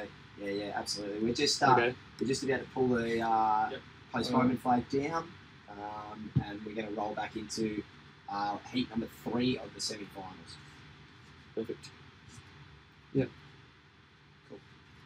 So it's been an awesome day here so far. This breeze really hasn't hit like we thought it would.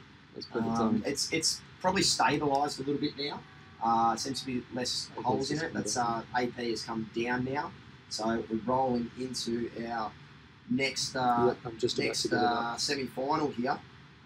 So we are looking at, we got Caroline who qualified there in the 6.9, which is a bloody great effort. We got Severt, Hugo from Sweden, and then we've got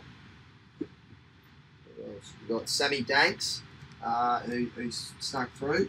Oscar Rawvik, who's been put on a bit of a clinic with Bruce as well, Sammy McKay, and Big Tommy Johnson. So this is going to be a pretty stacked heat. So Cam, get ready to switch to me.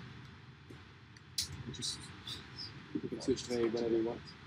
Well, I reckon Tommy Johnson's got to be getting better with every heat. I mean, he's a very, very good moth sailor, and he's going to pick up the wasp really quickly. Yeah. So, you know, I would have thought that if he qualifies in this one, it's another race that he gets, and then by the next race he should be up there with the best of them. So watch out for Tom. We've got big Gus Ekberg back on camera here with his nut huggers. He's a pest. Yeah, he's just the bloke is a pest. Can find the camera. Loves a bit of me time. Big Gussie. So have a look at him. Yeah, he's definitely distracting the competitors here. It's just shocking. So yeah, I think you're right there, Will. I think Tom Johnson. I mean, that break that we just had there is probably actually helping him. He's probably just getting an extra few jibes in. You know, just learning his craft back on the wasp. And they are a bit different, I suppose, in terms of doing manoeuvres. Jiving, obviously the tiller is in front of you. Yeah, so it's hard to get your head around going from backwards to forwards all the time, jumping off the moth onto the wasp or the wasp onto the moth. Yeah. So you just got to do it and try not to get caught with your pants down. And yeah, absolutely. So we're inside 2 minutes now for this heat. So again, just the sailors of the golf got a really good international flavour to this one. We got Caroline and Severt from Norway. We got Hugo from Sweden. Slam and Sammy Danks from Australia. Oscar Rawvik from New Zealand. Bruce from New Zealand. Sammy McKay from New Zealand, and Tommy Johnson from Australia. And Caroline on the small sail? Yeah, on the small sail. So it's going to be very interesting. I mean, this is going to be a real. It must be a bit of a buzz out there, to be honest. Like getting through these finals. She's got a few rock stars around her, but she's more than holding her own out here, which is fantastic to see. And it's a really good testament to see that you know, someone with a smaller rig can mix it even on a downwind course with these guys with the bigger rigs. It just goes to show, you know, we're all about the power to weight, and just because you're smaller doesn't mean you can't still go fast. Well, that's the thing, and like, you know, I mean, these are really the perfect platform, you know, for girls and lighter people to get involved with the different rig sizes and things like that. It just it really does open it up for a lot of them, which is great, and they can stay competitive. We've just gone inside a minute here now to this next start. Yep. So we've got Caroline who's up to windward here. We got it looks like Hugo who's sort of sneaking forward. He's in the nut huggers as well. Yeah. Which is good to see. I don't know. We've got Sam Danks, I think, who's in there. Sam McKay. Who else have we got that's rolling around there? Bruce is down on the pin end. I think the pin's been probably favoured. That low route to sailing that shorter distance, hotter angle. I think it's definitely a better angle, especially in the patchy breeze. You know, you're just on a slightly better angle, and the guys good down start here. Really good start. Forward. Yeah, they've got to get up on the foils though. There's a bit of breeze starting to squeak out. Looks like Oscar really nailed the boat there. Bruce has Bruce is actually down the leeward there. He's now up on the foils. Oscar now up on the foils. A little pump there just to get him up on the foils. Sammy McKay up on the foils. Hugo, everyone's Caroline's now. up on the foils. Caroline's away. So Caroline's sitting 5th at the moment. So can she sneak in? There's some good squirt coming down the river here, sort of thing. So that'll be really good. Sammy Danks up on the foils. He's looking a bit shaky. A bit of a vent there by Sammy. White water everywhere. Yeah, he was pretty loaded up there. So it looks like a bit of a Kiwi domination at the front end of this fleet at the moment. We got the 3 Kiwis. Brucey ran in first. He took that low road. I really think that's been paying all day. That low road down there into that boy. Bit of traffic here around the top mark. Oh yeah, someone went through there. It was a bit of pace. It looked like Hugo, I think, that was going through. Sammy Danks is bailing out. He's doing a jibe off early. So looking for this puff. There's plenty of puff coming down the middle of the river. Bruce is doing a bit of a horizon job at the moment, but we saw him do this last time. We saw him get out in front, and then late in the race, there was a whole heap of boats that came in from the right-hand side that pipped him. So there's a lot of boats that have gone all the way out onto the right there to lay that mark. And we had Sam Danks and Bruce who bailed out. So it's going to be very, very interesting to see what happens when they come back across. Bruce is fully lit up down the bottom end of the course there, which is fantastic. Lit up like a candle, is she, mate? Absolutely, mate. I'm going to make a new live stream. This is great racing. Sort of thing. So Caroline came off the foils there on the jibe. She's now back up and about. We've got really good pressure coming down the river now. Maybe this sea breeze is really starting to settle in. What time have we got over here locally? We're at about 2:30. So when's it at its strongest, Will? About 3 o'clock? You're usually looking to be at its strongest at about 3:30. Yeah. Gets the full crank, and then it sort of holds until about 4:30 and starts dropping back down again. But as you can see, it's just bloody perfect conditions out here for wasp sailing. Absolutely perfect. Foiling conditions over in Perth are just second to none, really. No. If you think Garda's good, and it is, you need to come to Perth. Yeah, I'm trying to get Drew going. We get just as much wind, if not more, and the waters, to be honest, is probably flatter. Yeah. We've seen that in the races that we've had previously. So we're coming down to the finish now. I can't quite get the visual on who's in front, but it looks very, very tight. I think. Do we have any drones in square? It's probably a clear top 4 here. And it looks like Bruce is into second. Yeah, so no drone. Yeah, they're coming in now, so they're all coming from the left-hand side, and they're heading for the finish mark now. There's probably a clear top 4 here, and it looks like Bruce is into second.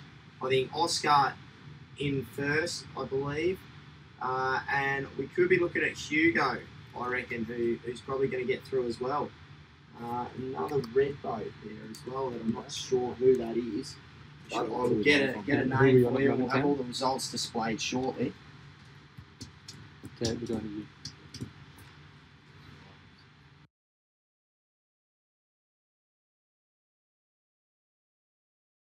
Starting to find his feet, Tommy. Yeah. So I Watch reckon, out, everyone.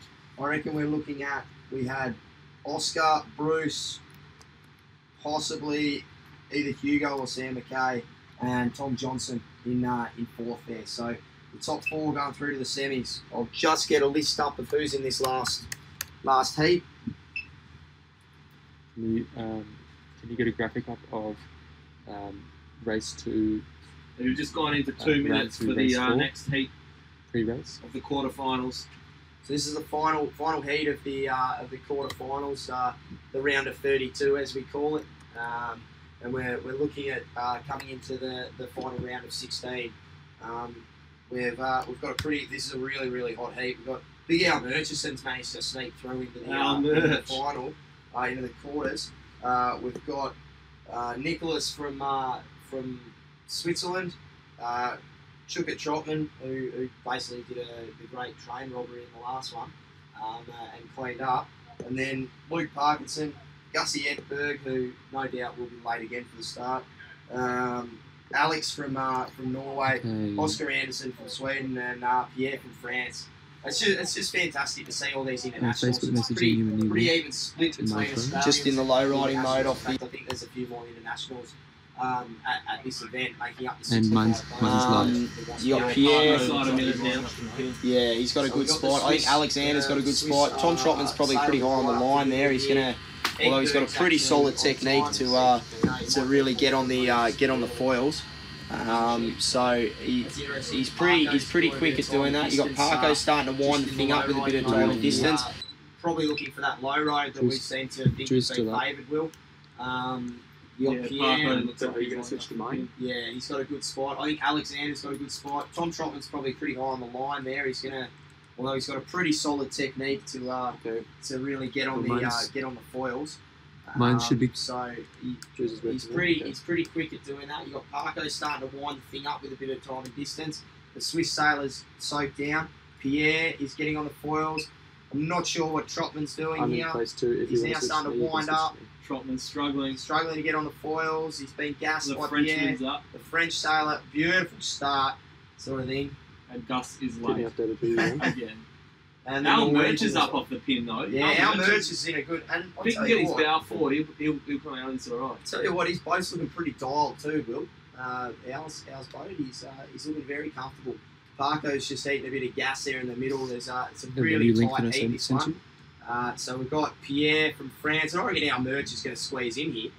I reckon Al might be around second. Second, Frenchman yeah. certainly first. Yeah. Al merch second. And there is a big bit of pressure hanging just off the far side of the pin. Yeah. Round he goes. First place, France 44, Pierre Le Boucher. Second, our merch. Bloody really mixing it up with these top guys. Parko just jiving out now. I reckon he's going away from the pressure there a little bit, is Luke Parkinson. So we've got Al Merch found a really nice mode there. He's quite low. He's a bit slow here now, but he has been lower. You can see the pressure lines coming down off the sandbank there as well. It's fairly streaky. We've got visuals on Tommy Trotman. We've got Parko just out in front of this group. Trotman now bailing out. Little close cross there with I think the Norwegian Alexander. And then we've got Oscar Anderson, who's also mixing it up. This is really quite close. So we've got Trotman now coming over the top of Alexander from Norway. Trotman's just trying to roll in here, just trying to put the bow over the top. They got to be careful though that they don't get caught playing silly buggers with each other, because otherwise they might find both of themselves outside the top four. Yeah, and we've got a cross coming up now. We've got Grey Boat coming across, who is Switzerland, Nicholas. So and we've got the French sailor out in front at the moment. Just absolutely. But it's weird because I've got mine honest, is coming through on the backup drone stream link that I sent you through So Facebook. yeah, he's up on the sticks and he's heading for the finish. So Okay, well, showing a bit of form. I tell you what, the international guys have really taken to this slalom event, and they're showing a lot of form. That's our finish mark. Is just off to the top left of the screen there, and I think he's got a perfect angle coming in here. So he just needs a little bit more of a puff, and he'll just soak down and then drive inside that. Now that hat mark, is that aiding to his propulsion downwind? Would it be aero drag uphill? This is the It would final have race to. in this. I think he's put it on just this. purely Some for people go to watch the slalom. UK I nationals. mean, does he or does he not want to get burned? He's got the full brimmed hat on and then he's gone the no sleeves. Yeah. not sure what's going on there.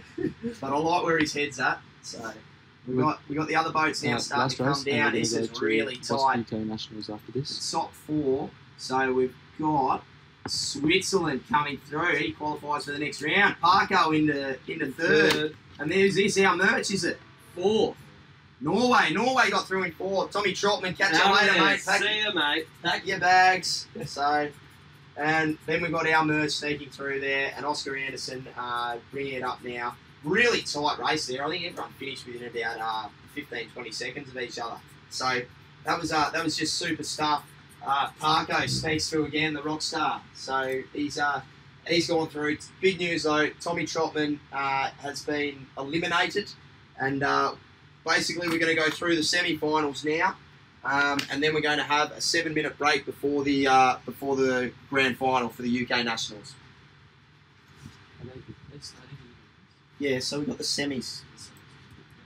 Sorry, we're starting one more race. Two more. Two semis. Two semis. Two more races. There's two semi-finals. Up to these two semis.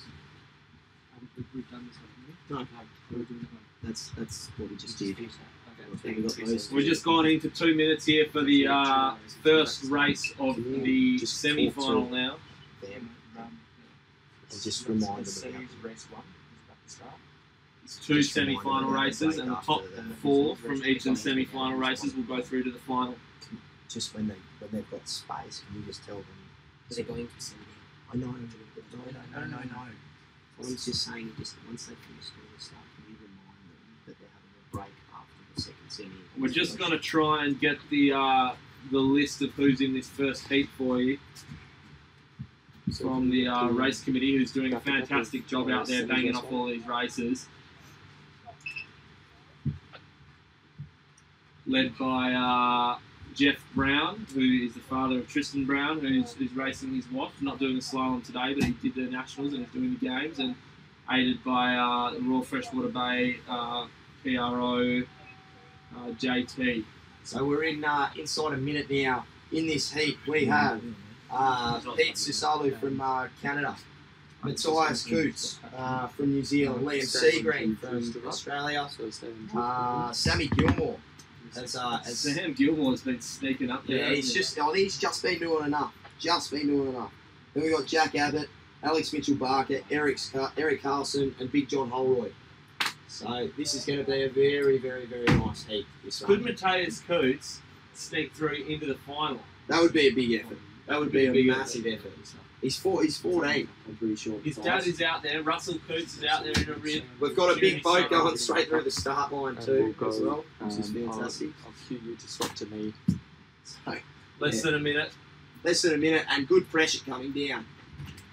Jack Abbott's looking in a good position. We've got Alex Mitchell-Barker. Matthias Coots up and Matthias Coots on the foils, taking that probably favoured low road. Pete Susalu, look at that for a start, guys. That's bloody unbelievable stuff. Just absolutely chuck a blanket over the top of the fleet, and they're off. They're off in really, really, really good puff here. So looks like Matthias Coots might be just having his bow forward enough. Canada's down the bottom though. He's looking pretty good. Yeah. A couple just getting gassed out the back here. This first turning mark's going to be full noise. Canadian guys just holding on down the bottom here. Just holding on to this guy on the top. Is he going to get to the drive? So we've got first place. Looks like Matthias Coots. No, it's a Canadian. That's Matthias behind him. Matthias in second. Matthias and Canadian going to a drive. Abbott's in the drink. Oh no! Jackie Abbott. Oh, he's not happy either. He's not happy. So we'll keep following the leaders down here because this is a top race. So we've got Canada in first. Coots in second. Looks like Alex Mitchell-Barker in third. They are just sending it down here. This breeze has just kicked up a little bit in the last 5 minutes. So we're just following the leaders down here. Canadian's jive. Yeah. Matthias Coots sort of getting pinned out on this side. He's going through a jive now. Simo jive with the other guy there. Yeah. There's good pressure down this side of the course though. On this side of the course, just in front of Royal Freshwater Bay, you can see it on screen there. There's a really good puff in behind them. So they'll be sailing out across, getting through the gate, and they will be. Oh, someone's jived inside there. That looks like Eric Carlson. So he's joining in this front pack. John Holroyd coming through as well, and Sam Gilmore as well coming through. Jeez, it's all to play for here. There is nothing in it. Absolutely nothing in it. We're still on the Kiwi here in Alex Mitchell-Barker. They're just sailing out of that puff a bit now. There's more coming down. The breeze has really increased here. Canadians jive. Lost his lead though, I reckon. We reckon Matthias Coots is up in front now. Yeah, I reckon he will be close. No, the Canadians actually got into that puff and he's off. Coots is second. We don't know what those other boats out on the left-hand side are going to come back like though. So this is going to be a full convergence on the finish line. So that's Canada, who has gone through the finish, I believe. Holroyd coming down. Maybe he hasn't. No, he's jived back. There's the finish mark there on your screen. We've got 5 boats coming in here. The top 4, is there any more coming in from that other side? I think Coots got the win. Coots won it. Coots got the win from Holroyd, from Mitchell-Barker, and then Canada. So that's your top 4. Eric Carlson just misses out. Bad luck. That was a great race. Matthias Coots showing plenty of form. I think he'll be making his dad pretty happy at the moment. He's out there on the rib, as we mentioned before, and the young fella is he's sailing his wasp around at 100 million knots. So good on the little fella, and we'll see him in the final. So that was our top 4 that went through there to the final. We're going back now to the start line for the second semi-final. Second and final race of the semis. And we've got in this, as you can imagine, at this time, it is a really quality field. We've got Sivert from Norway, Oscar Råvik from New Zealand, Big Bad Brucey Kirsten in third, Tommy Johnson, Nicholas from Switzerland, Parko's in this one, Alex and Pierre. I actually couldn't pick a winner out of this one, I don't think. I mean, it's got the 2 guys that have just jumped in the boats who are obviously quality sailors. So you got Parko and Tommy Johnson. Sivert's been showing a lot of form out here. As I said, he's been training a lot. Okay, Drew's on. Pierre's just did a horizon job on the fleet last time. I don't know who you think's going to win out of this one, Will, but for this next one, really both Drew and I will fly pick this next race, so you can do hot switching. I mean, the Frenchman looked good in the last race, didn't he? Yeah, I mean, you're only as good as your last race, and that was pretty good. So just still perplexed as to whether or not he's wanting to get a tan. He's got we're going to focus on this one, and we're both going to be close in on that first pack as they're doing the start. He's a Lots of well-built switching fella. angles make it look fucking sick. Maybe there's a couple of Australian girls sitting around the club he's trying to impress, but it's good to see. We've got him inside 2 minutes. So we've got Will going for Pierre. I think Bruce Kirsten or Alex from Norway would have to be massive chances. Tom Johnson in this race? Yeah, Tom Johnson and Parko. You can't rule out Tom Johnson. Well, that's it. You got Tom Johnson and Parko both in this race. Breeze is soft at the moment though. Breeze has really softened just at the moment. There is more coming down the river here, but I think this start is going to be whoever's on the foils first is going to get the jump.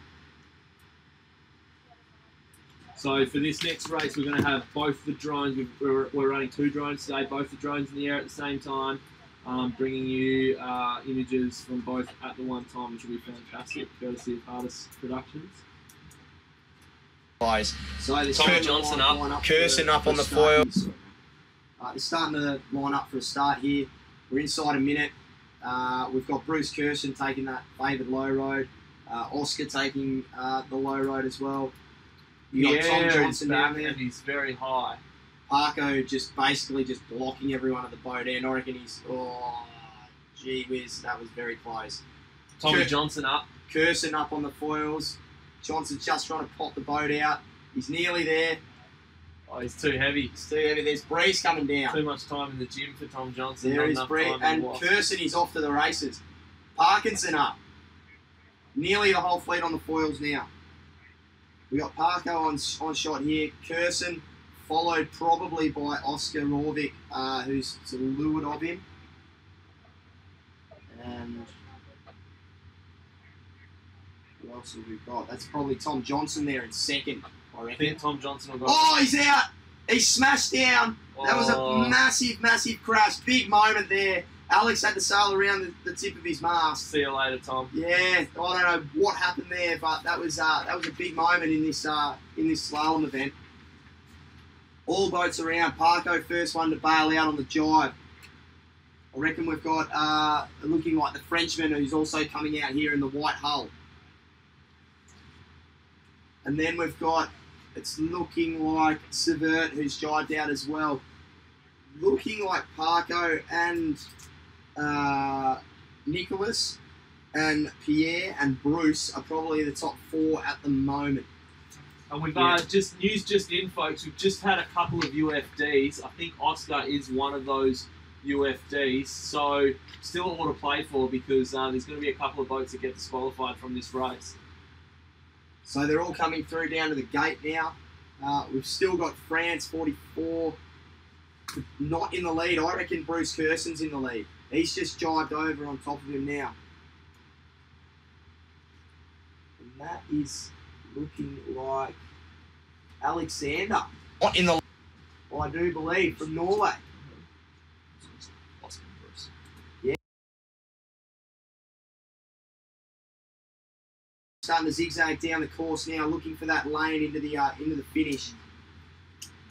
Oh, that's Oscar Rovik, who we believe has been UFD. He is UFD along with Bruce. And Bruce Curson UFD as well. Oscar and Bruce gone. Geez, big news here. It's those two are basically leading the race, and they've both been UFD'd. So, well, that means 5th and 6th are a chance. Yeah, anyone's still a chance. So in this Tommy one. Johnson could still be a chance. Well, that's it. Mathematically possible now. Yeah, well, I think that's him way out on the far side, on the bricks over there, coming in. So we got second place was Bruce Curson, who has been UFD. And then we've got Pierre coming in and Alex. So those two are the first two that are through to the final. And then I think you're right. It might be this is Tom Johnson coming in now. So Tom Johnson will go through. He will qualify. So he lives to fight another day after a capsize. Well done, Tom. And who's going to get the fourth position here? At the moment? Stay on true. It's looking like Severt coming through. He will be one happy man. I didn't see Parko there. Something must have happened. Parko might have thrown his toys out of the cot. Yeah, right. I'm not sure. There is a blue boat in the drink down here. I'm not sure what's happened down here, but he looks. So Tom Johnson goes through to the final. Yeah, okay. So Parko coming through. He's just fallen off the foils now, so he won't qualify.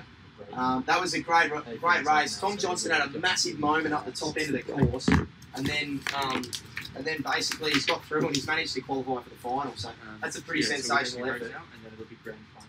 So we're going to the... Ladies and gentlemen, we will be going now to a 7-minute break, showing you some highlights from the UK Nationals before we head off to our final series. And the final series is a 3-race series. So we will have the top 8 boats in the 3-race series to see who our 2019 Wasp Slalom champion will be. Stay tuned. We'll be back very shortly. That's just 20 years.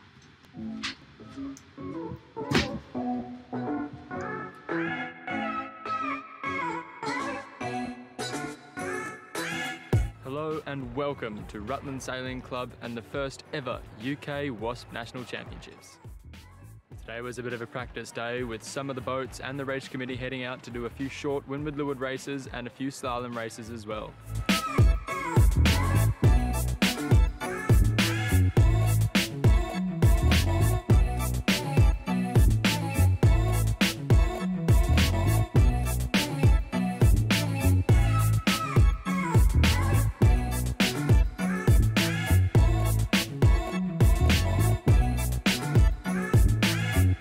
Championship racing begins tomorrow and we'll be bringing you action every day. Stay tuned.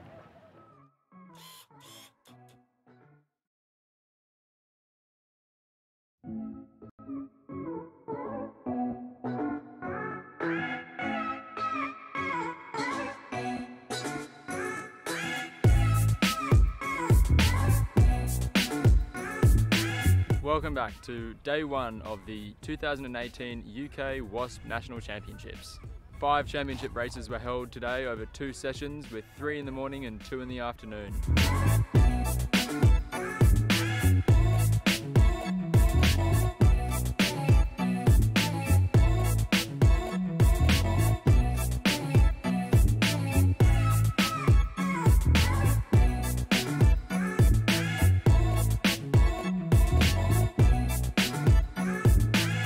Max Todd's sitting in the lead with 3 bullets today, dropping a 4th, and Graham Priestley is not far behind. Jamie Coulter showed the biggest improvement today, getting an 8th in the first race, followed by a 5th, a 4th, 3rd, finally winning the last race of the day to put him in 3rd overall. There was plenty of excitement today, and there were even a few collisions. It's really good for drainage though. I noticed when you dip the wing in the water and you start to kind of pull it back up again, the water drains away really quickly. It's something new. Yeah, having said that, walking about on it's definitely more difficult. I got up on foils just before Phil decided to capsize to windward. As I bore away to go around him, it was all looking alright, but as he went into windward, his foils popped up out of the water, and sliced my tramp in half. But you know, these things happen. It's all fun and games. It's yacht racing. Yeah, it's all good. Spot. Take it easy, big man. Cheers. We'll get the boats fixed and we'll be back on water tomorrow. Excellent. All the boats showed a massive improvement today, and there's a great team spirit here amongst the Wasp class, as all the sailors were helping each other and sharing tips and tricks alike.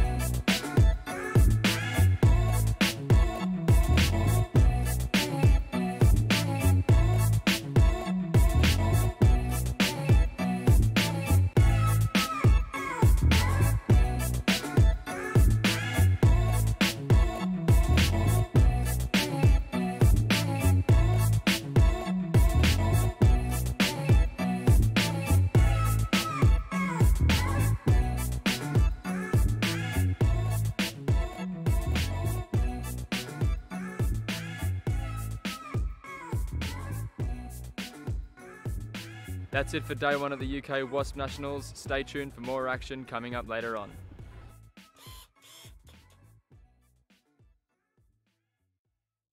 Welcome back to the 2018 UK Wasp Nationals and a beautiful English summer's day. Unfortunately, there was no wind today, so the race committee put up the AP over A, which gave the sailors time to have a nice barbecue lunch together and just hang out. Tomorrow's forecast is looking a little more promising, so we hope to bring you some more racing action then. Stay tuned.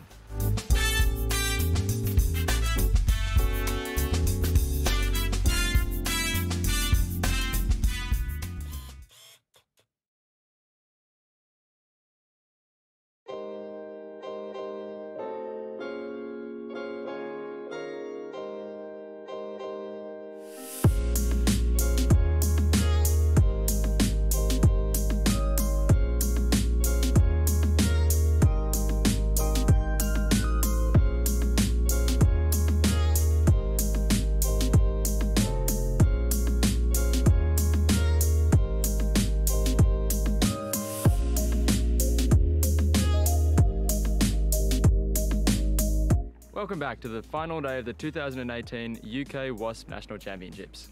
With about 5 knots on the race course, the fleet got 4 races in back to back, proving that the Wasp can be raced as a low riding class.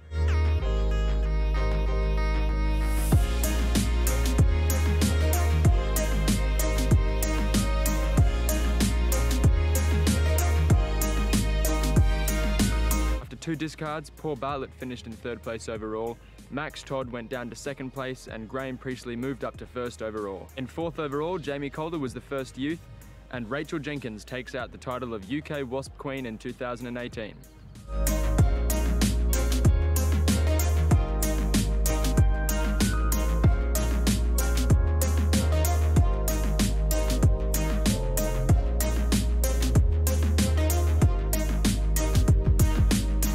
That wraps it up for the 2018 UK Wasp National Champs. We'll see you soon.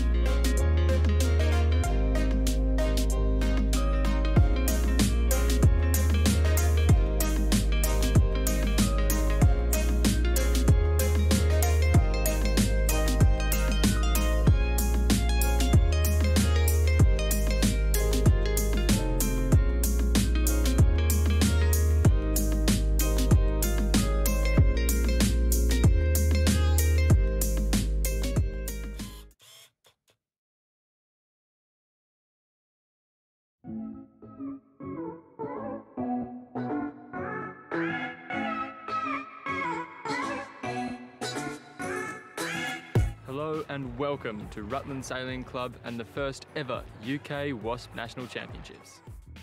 Today was a bit of a practice day with some of the boats and the race committee heading out to do a few short windward leeward races and a few slalom races as well.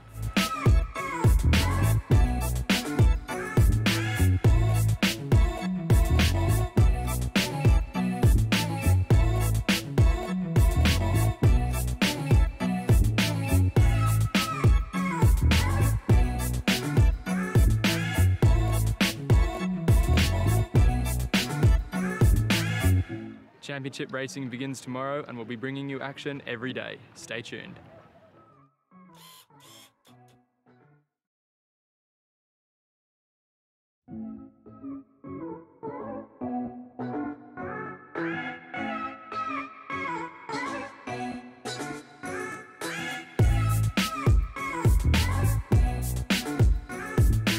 Welcome back to day one of the 2018 UK Wasp National Championships. 5 championship races were held today over 2 sessions with 3 in the morning and 2 in the afternoon.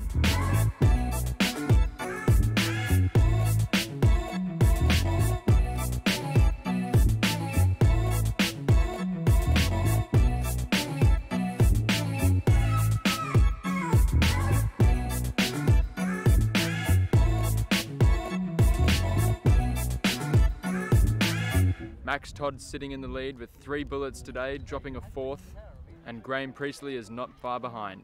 Jamie Coulter showed the biggest improvement today, getting an 8th in the first race, followed by a 5th, a 4th, 3rd, finally winning the last race of the day to put him in 3rd overall. There was plenty of excitement today, and there were even a few collisions. It's really good for drainage though. I noticed when you dip the wing in the water and you start to kind of pull it back up again, the water drains away really quickly. Invented something new. Yeah, having said that, walking about on it's definitely more difficult. I got up on foils just before Phil decided to capsize to windward. As I bore away to go around him, it was all looking alright, but as he went into windward, his foils popped up out of the water and sliced my tramp in half. But you know, these things happen. It's all fun and games. It's yacht racing. Yeah, it's all good. Spot. Take it easy, big man. Cheers. We'll get the boats fixed and we'll be back on water tomorrow. Excellent. All the boats showed a massive improvement today, and there's a great team spirit here amongst the Wasp class, as all the sailors were helping each other and sharing tips and tricks alike.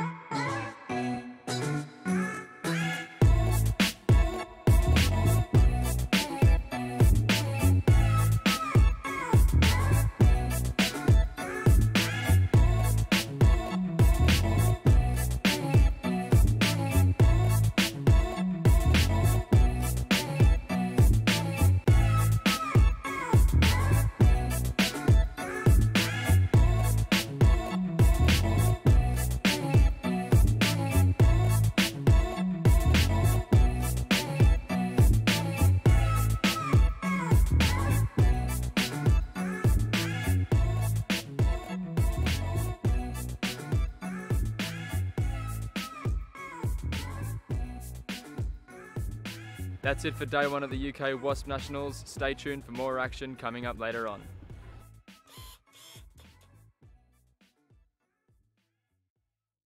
Welcome back to the 2018 UK Wasp Nationals and a beautiful English summer's day. Unfortunately, there was no wind today, so the race committee put up the AP over A, which gave the sailors time to have a nice barbecue lunch together and just hang out. Tomorrow's forecast is looking a little more promising, so we hope to bring you some more racing action then. Stay tuned.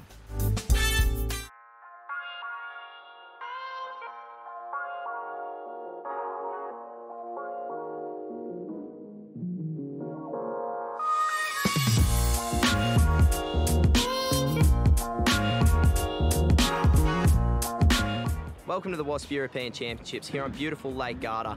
Unfortunately, we didn't get any racing in today. The breeze just did not play the game. However, what it has done is it's given us a chance to reflect on 3 days of fantastic training. And today itself, we got some champions like Paul Goodison to come down and help some of our junior sailors. Tomorrow, we're looking at a mix of championship and slalom racing, and we can't wait to bring it to you. Stay tuned.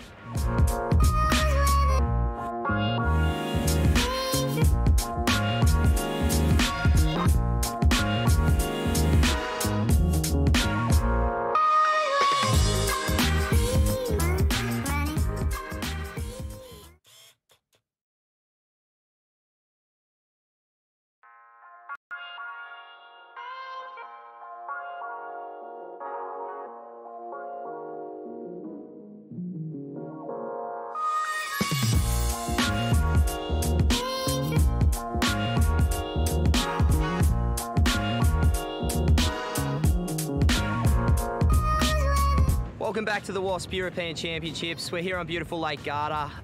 Day 2 of the event. Threw up some interesting conditions. We had about half foiling, half low riding race, but it was super exciting and great to see 63 competitors on the start line. We had some great performances from our local Italian sailors, both male and female. It's great to see all the girls right up there in the fleet. At the bottom mark, I capsized because while I was jibing, I don't know what happened, I didn't jibe, and so I capsized on the mark, and I was nearly touching the other boat. But it's part of the game.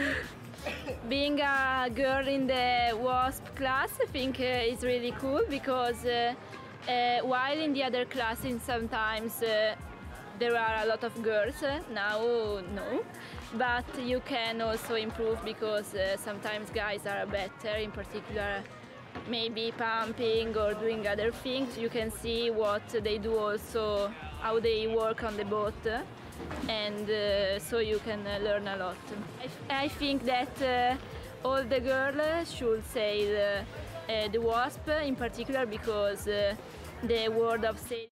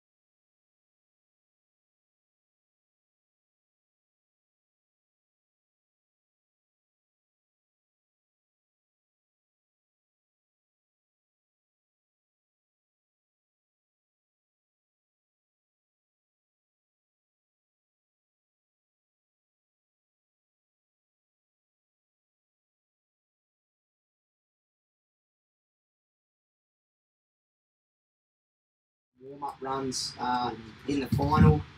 We'll just, are we going through settings, or what are we doing? Are we going through semi-final results, or what's happening? Yeah. So we've got the final. We've got the final list of competitors here for the grand final. Yeah. So in the semi-finals, we had the first semi-final. We were looking at Matthias Coots got through.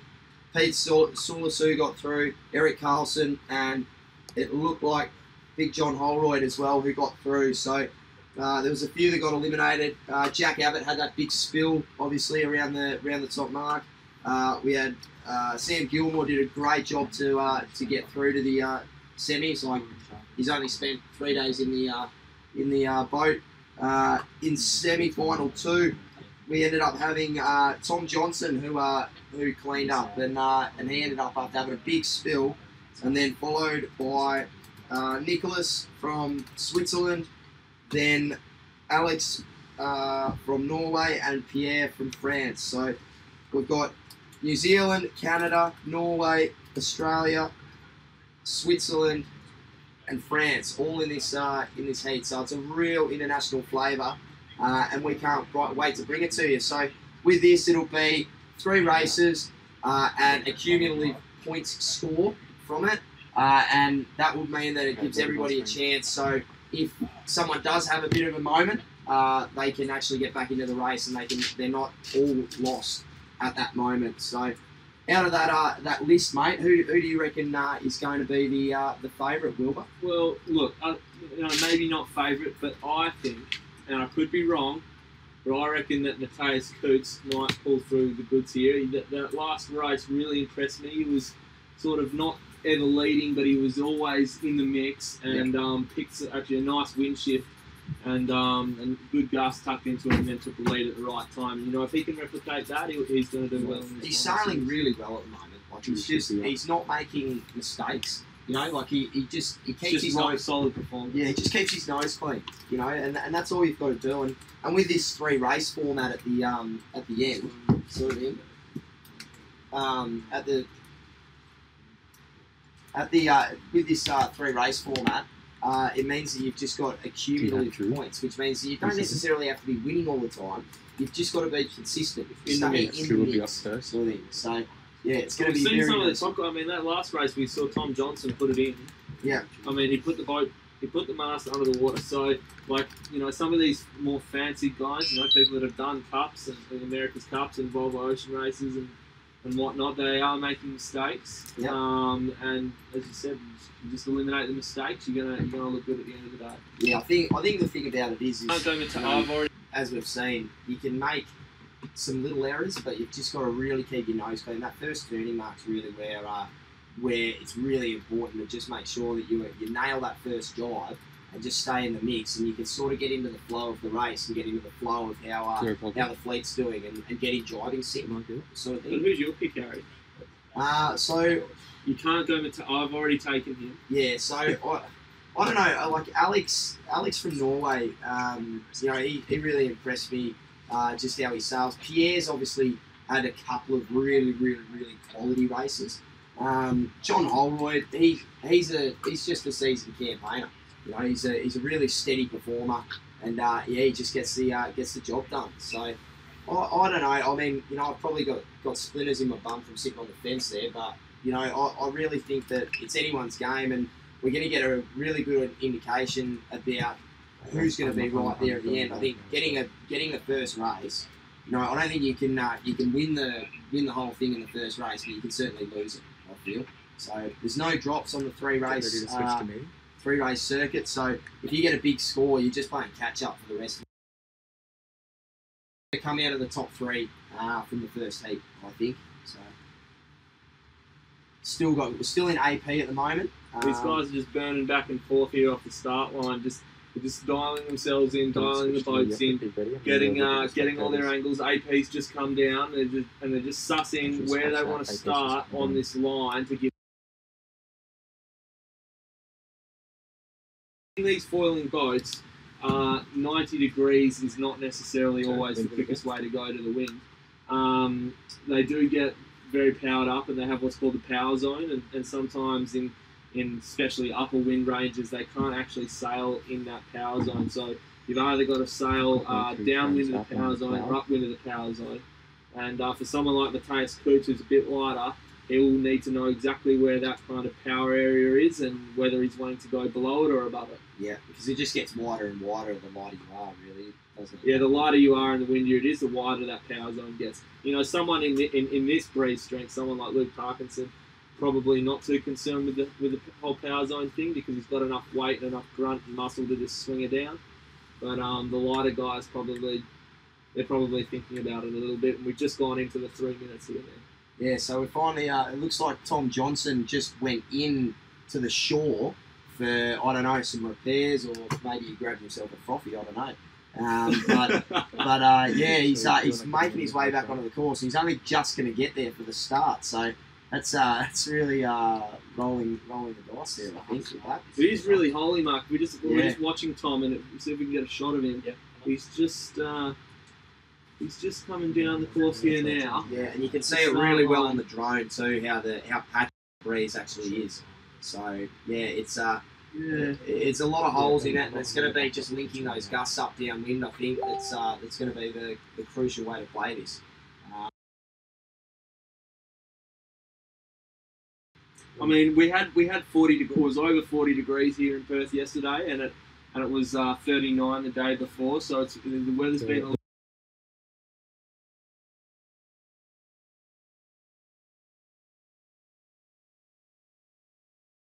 First sea breeze developing. It obviously takes a couple of days to get back in the normal sea breeze pattern. It's one of those things. I mean, there's still more than enough breeze here. I mean, last week we were having 25, 30 knots every afternoon. Yeah, we probably had too much, to be honest. So it's probably good. I think we've really got just an absolute special day here to run this event, and just what a fantastic location. The Royal Freshwater Bay Yacht Club just really turning it on. I mean, facilities are really second to none, aren't they? What they can do and how they provide it. We've got a big crowd up on the hill, sitting in the beer garden watching this. And for this spectator racing, you know, the club's fantastic because you're elevated above the race course and you're looking downwind and down Should be sun. going right. Yeah. So you're getting the full view of whatever's going on out in the water, and without any interruptions of having the sun in the face. That drone should be So we're just going into a minute here Inside now. a minute now. So on the back. a few nerves, obviously. First grand final for a lot of these guys. It's So coming yeah, too. there'll be a few nerves. It'll be interesting to see what happens at the start. We obviously at the semi-final, the boys got a bit toey there, and a couple of them blew up their races, which was a bit unfortunate. Got the UFD, so I don't mind the race committee doing that whole UFD thing. It really keeps them Again? You got to keep them honest. yeah. Keep them honest. Because you know there is other ways that they could do it, but you know I just think that it just keeps them down. So. And again, we will be having both drones in the air for this final series. So fantastic work again by Hardest Productions, Ollie Hardest and Drew Malcolm flying these drones around.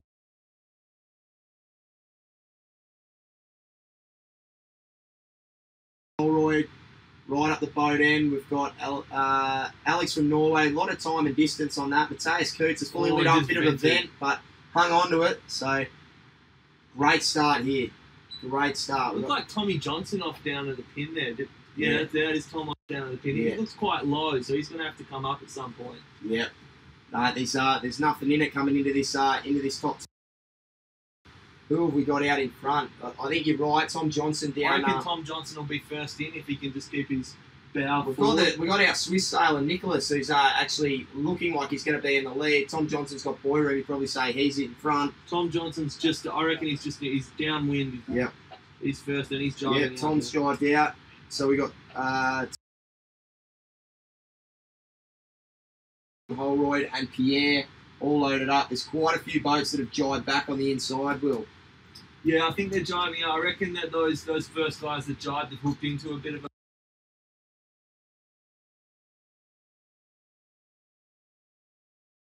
These guys that jived out earlier really reckon Matthias Coots was in that group. Yeah, Swiss. There's a real split in the fleet here. We've got guys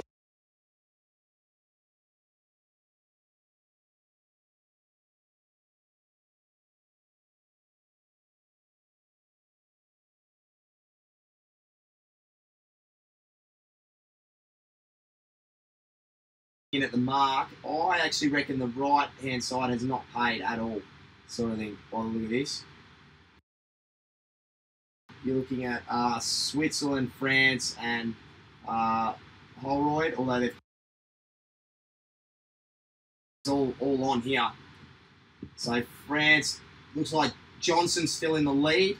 France 44 looks like he's in second. Someone's just come off the foils there.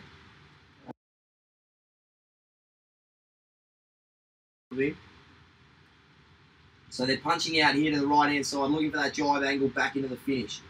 You've got to lay the finish from this jive. And it could be tricky actually, Yeah. Mark, to lay the finish, just because they do have that mark set quite close to the land, and if you're a long way to the right looking downwind, you're going to struggle to get onto the lay line because you'll be hitting the bricks. Great shot here from the drone. Fantastic shot as these guys just roar downhill. Looks like there's a few guys starting to jive now. Matthias Coots sort of tried to soak and then pulled out of a jive. Alex has gone through. There's boats converging at the finish line. Looks like Tommy Johnson's going to I take think the Tom win. Johnson's taking the win there, which is fantastic. Pretty convincing win for him too, that one. Yeah. And then you've got second, it's looking like France. John Holroyd looking at potentially trying to sneak in there in third. And then Alex from Norway in fourth. The Kiwi in fifth. Oh, and there, which is put it in on the fantastic. last Pretty drive. convincing win for him too.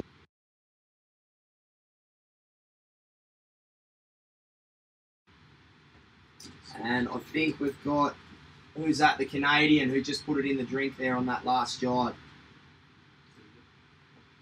So that was a classic race, but advantage Tom Johnson. Advantage Tom Johnson, that's right. So we had Pierre. He was one of our pre-race tips as well. He's rolled into second. Johnny Holroyd's rolled into third. He's a bit of a wily old fox, old Johnny. Just steady as she goes. And Now, gets how around the old track. is John? How old do we reckon John is? I'm guessing 45. 45. Don't hold that against me if I've got that wrong. sort of thing. So well, he moves pretty bloody quick for an old guy. Yeah, absolutely. No, mate, he could win this. He's got every opportunity to win it. I think it's fantastic that we've got such an age demographic that's so wide here. I mean, we've got Matthias Kurtz at 14, sailing in a final against guys like.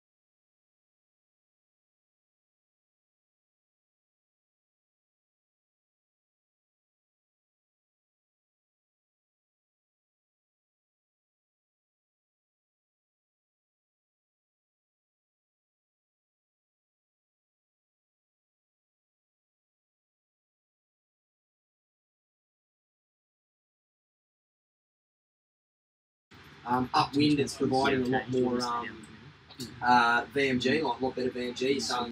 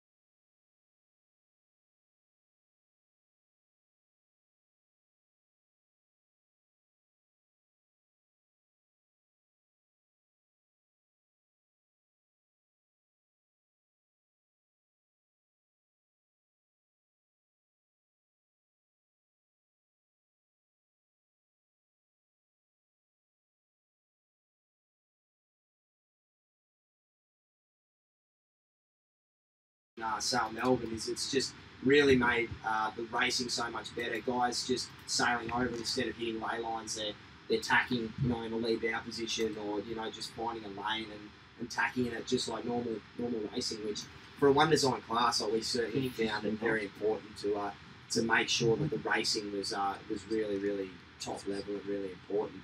It's all well and good to be going at 28, 30 knots, but if the racing is just a one-way track, then it's probably not what we want to do. So the speeds, we haven't really seen any differential in speed, but it is quicker around the course because your VMG is so much better upwind and downwind. And the designer of the Wasp, Andrew McDougall, he's here at the event. He did the MOF, the Australian MOF Nationals last week. Now, we saw AMAC, as he's affectionately called by the foiling community. We saw AMAC out on the first day of the Australian Wasp Nationals. Yep. He looked like he was in a lot of pain. He was probably on the anti-inflammatories after the Wasp. He is getting up a little bit now in age. Then what happened to him, Mark? We didn't see him for the rest of the regatta. He's definitely struggling a little bit with the effects of sailing the MOF Nationals. That was a big event for him. That as a company, we put together a couple of new products that were just prototypes there that he went and tested with fantastic results, and finished third with that. And yeah, he flew pretty much straight over from Brizzy to join us over here. He's been doing a lot of Wasp sailing.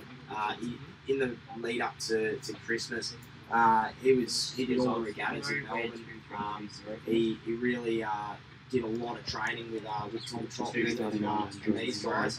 And he said to me the other night, he said it really actually helped him when he jumped into the MOF. Obviously having a fast package was fantastic, but jumping into the moth and just having those racing skills, because he's been hitting up in a one design class, and really you've just got to do fleet management and your race management, all the time, and the speed differential between the boats is not as great.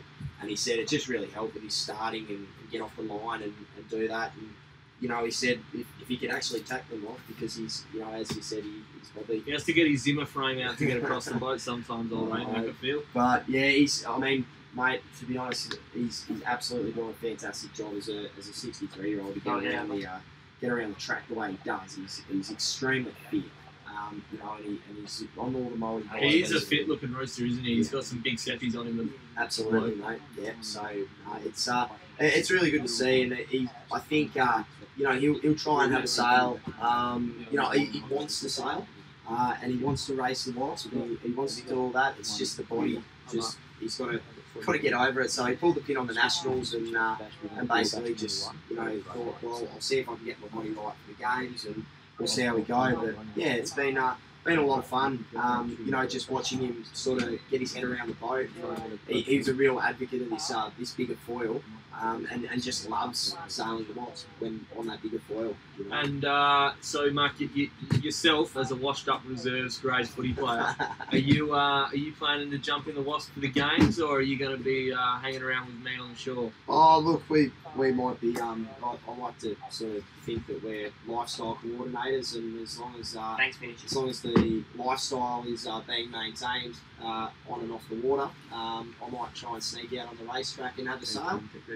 But really, my role here is to just make sure everyone's happy, all the boats are good, and just make sure that everyone's having a good time. If someone needs something, we just want to make sure that we can service them, and we've got enough guys on the ground. We've got 4 guys here on the ground. Simon Owen Smith, has been working really hard. Anyone who has any damage or anything like that, he's been fixing the boats up and doing plenty of things like that.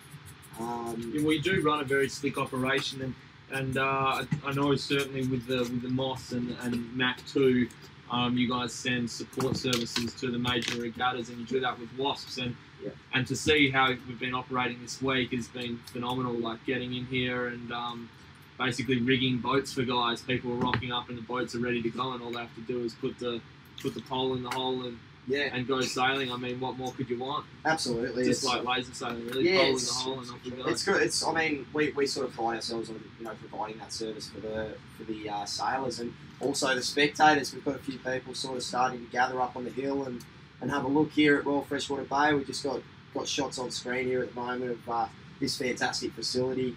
They've run the M32s out of here, and the Warren Jones and things like that. A lot of spectator-friendly events, and really, there's not too many better places in the world really to run that sort of thing. And you can actually, I've been on the water racing when we've had the live commentary up there on the lawn and whatnot, and you could actually sometimes hear the commentary, and you can hear the spectators cheering.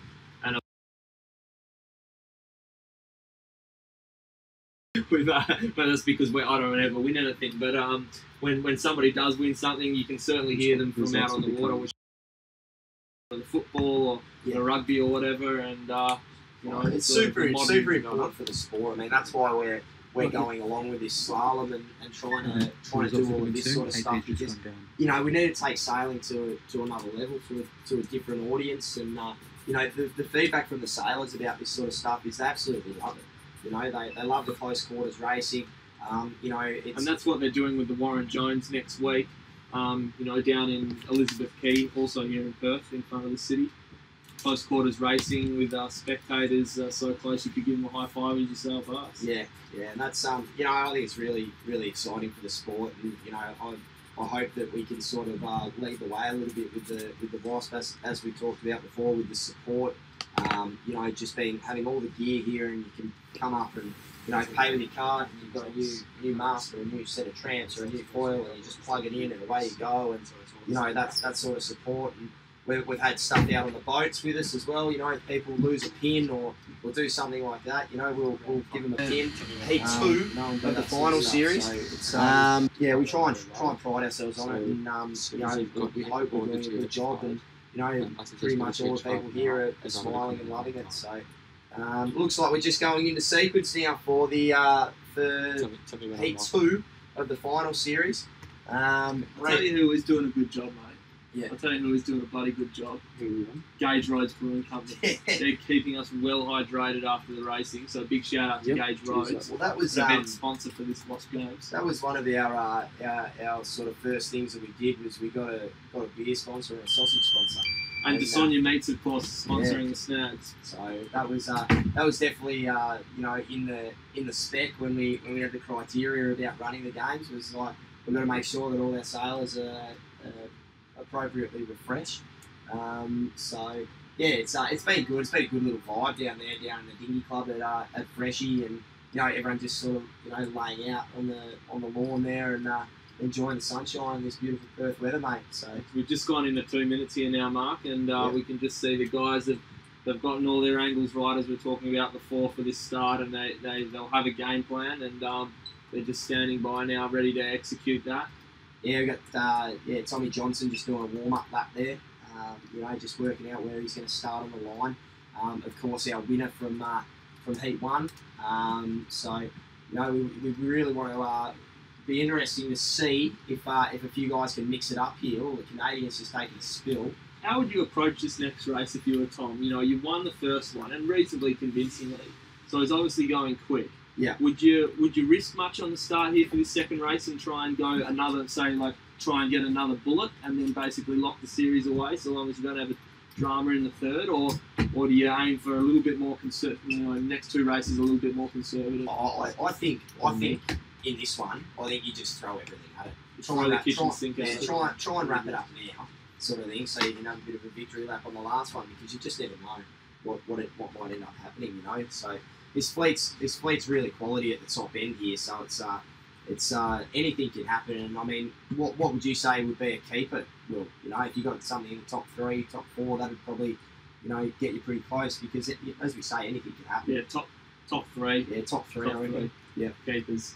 4th, you back a little bit depending on some other results. It might be a keeper, but top 3 definitely. So you just want to control your own destiny, don't you? Really, you just want to make sure that you're in the game all the time, and I think if you can be in that top 3, that'll really put you in good stead. Stuff it, mate. They come here for race wins. Yeah. We're off now. We're loading up for the start. Big time and distance here. Norway in the middle. Alex has got heaps of pace on down the middle. French and Switzerland up the top end of the line. Tommy Johnson took that low one. He's getting a little bit mapped down there. We got the Kiwi as well down the bottom end of the course there. Matthias Kurtz looks like he's punched out well. Oh no! Could be having a spill. Matthias Kurtz. He was doing really well then. He had a great start, Matthias, but he's just cooked it. Yeah, that was pretty unfortunate. I'll tell you what, did well to avoid any collisions there.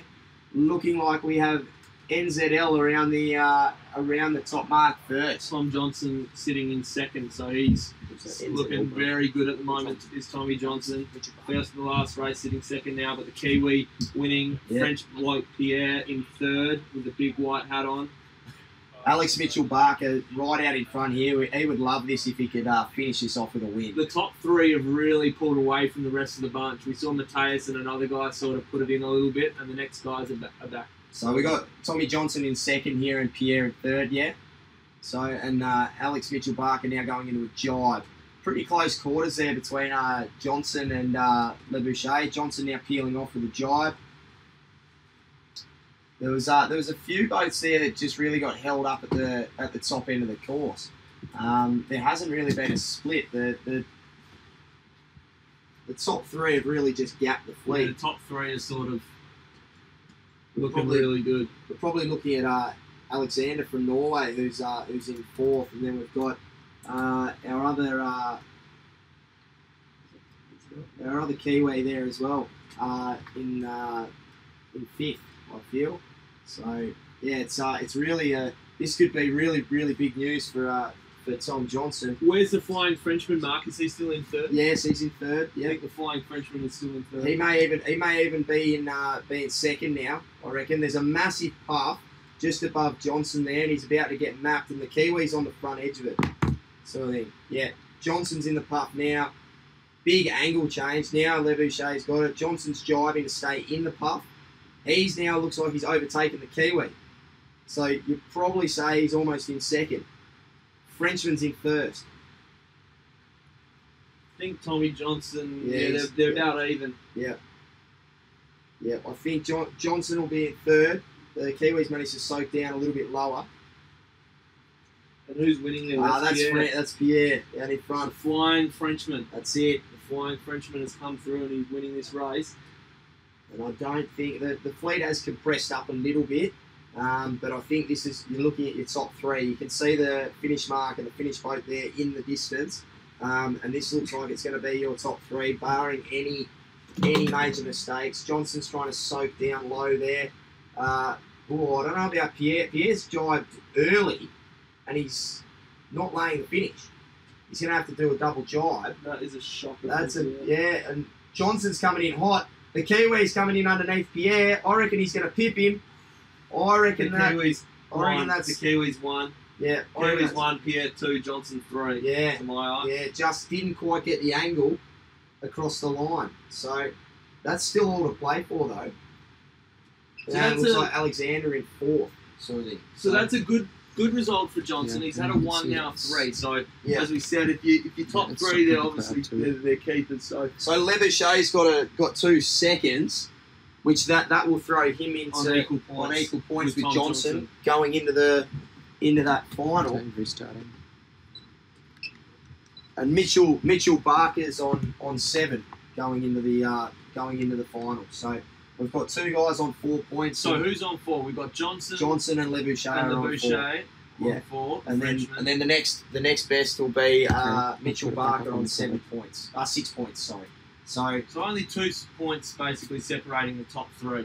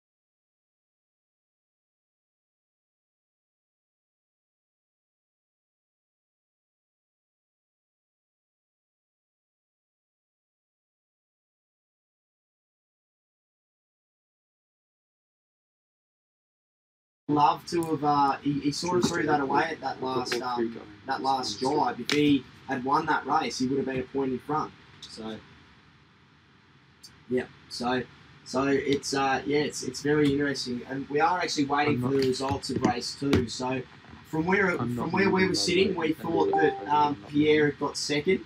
I'm pretty sure he was second. He was at the mark, but he was stopped, and the other guy just shot through him. Now, if we are wrong, which we could be, we've probably been wrong before. I reckon we've definitely been wrong before. I was wrong last night on a few vibes. So if he ended up getting it first, that puts him a point ahead of Johnson in the overall. So we'll have to wait for those official results to come through. And we would want to know because before, and I guess the sailors would want to know too. I mean, you know, he might have thought that he might have got through in first there, and his game plan changes completely. But it's all to play for now. We're into the final race. Thank you very much for sticking with us, guys. It's been a sensational day down here at Royal Freshwater Bay, and we've got one last dance to go, and it's all going to be on. So lot in the start. I think Matthias Coots wiping out there on the first reaching leg there. He had a crack. So we were just talking before this final series started that young Matthias was keeping his nose clean. Yeah. And unfortunately for the young fella, he's done probably just the opposite. Yeah. In the final series, having had a capsize, and then in that race he got an absolute crack. He got the start and then put his wing in and put the boat down. So.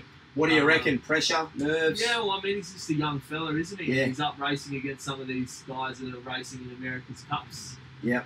And whatnot. So, I mean, for a young fella of that age to be getting a bit of racing exposure against these older, more experienced blokes is just fantastic.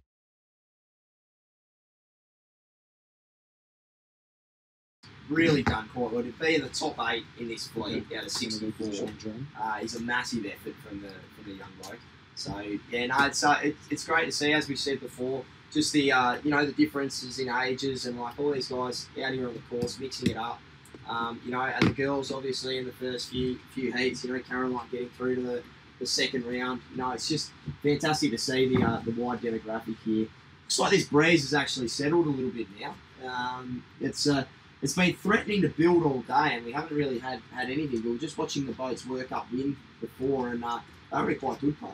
So we're just heading over the dinghy club here at Wasp HQ. Everyone getting prepped up for the welcome night tonight.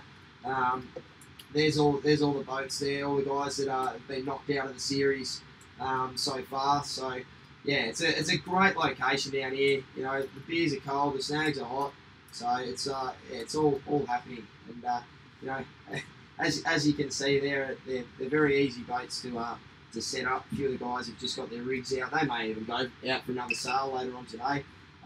There's the preparation to actually get yourself to go sailing is so minimal with these. What do you boats. reckon, Mark? It's about, what do you reckon, 15 minutes from the time you get out of the car to when you can be on the water? Yeah. If you're good at getting changed? Absolutely. Yeah. It's really 15 minute on the water time and you're ready to go. Well, I mean, for Gussie, for Flash Gordon, as we saw before, there's not much preparation in getting changed for him. I mean, he just pulls his pants off and he's got his budgie smoke. He's got his nut huggers, speedos on, and off he goes. Yeah, exactly. So no, it's really quite quality.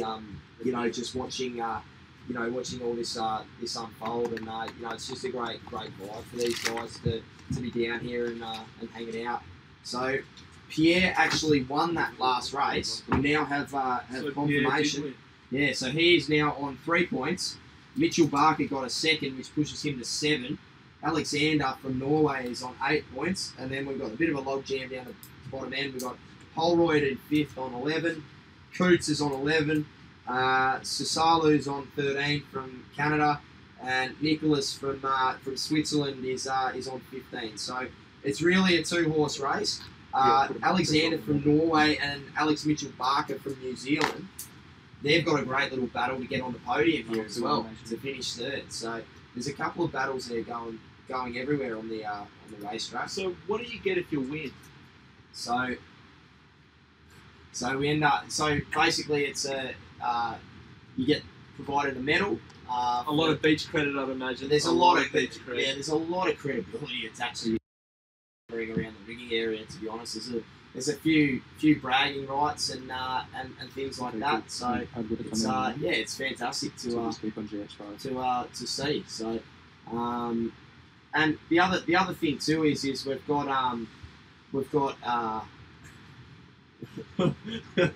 sorry, I'm just getting a bit distracted here in the commentary box. Every time a girl walks past, I can't help but let my eyes wander. So apologies for the giggling. But no, if you win, the beach credit's got to outweigh anything. I think the beauty of this event here is we're seeing 8 boats that we really haven't, apart from probably John and Pierre.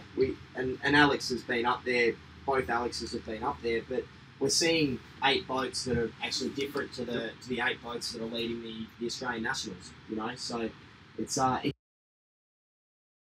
as you can see, some of these guys, might have had a bit of luck along the way and have got through, but it's just great to see a few different faces mixing it up. So, I mean, what do you think of it as a format, Will, in terms of something different to break up the championship racing obviously we're in between the Australian Nationals and the Wasp Games at the moment. Oh, it's great, mate. Like, you know, the Wasp, I think, is quite similar in the class in the way it conducts its business to what probably the Open Vic class is in the junior sense. And I know the Open Vics run some interesting things at their games or worlds or whatever it's called each year, where they have a stand-up leg or whatever it is, and you can just really see the kids thoroughly enjoy it. And they develop skills really well because they're having fun, and it's the same thing here, you know.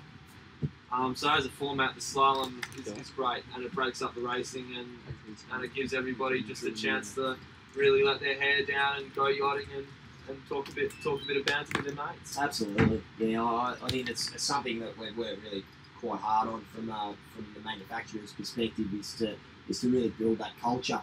And you know, try and get like all these people in and just having fun. So that's where this started. I mean, we originally ran a foiling fun for everyone. That's it, mate. So yeah, you're learning, Will. So but yeah, no, it's we had the first game. We ran a really successful slalom event there.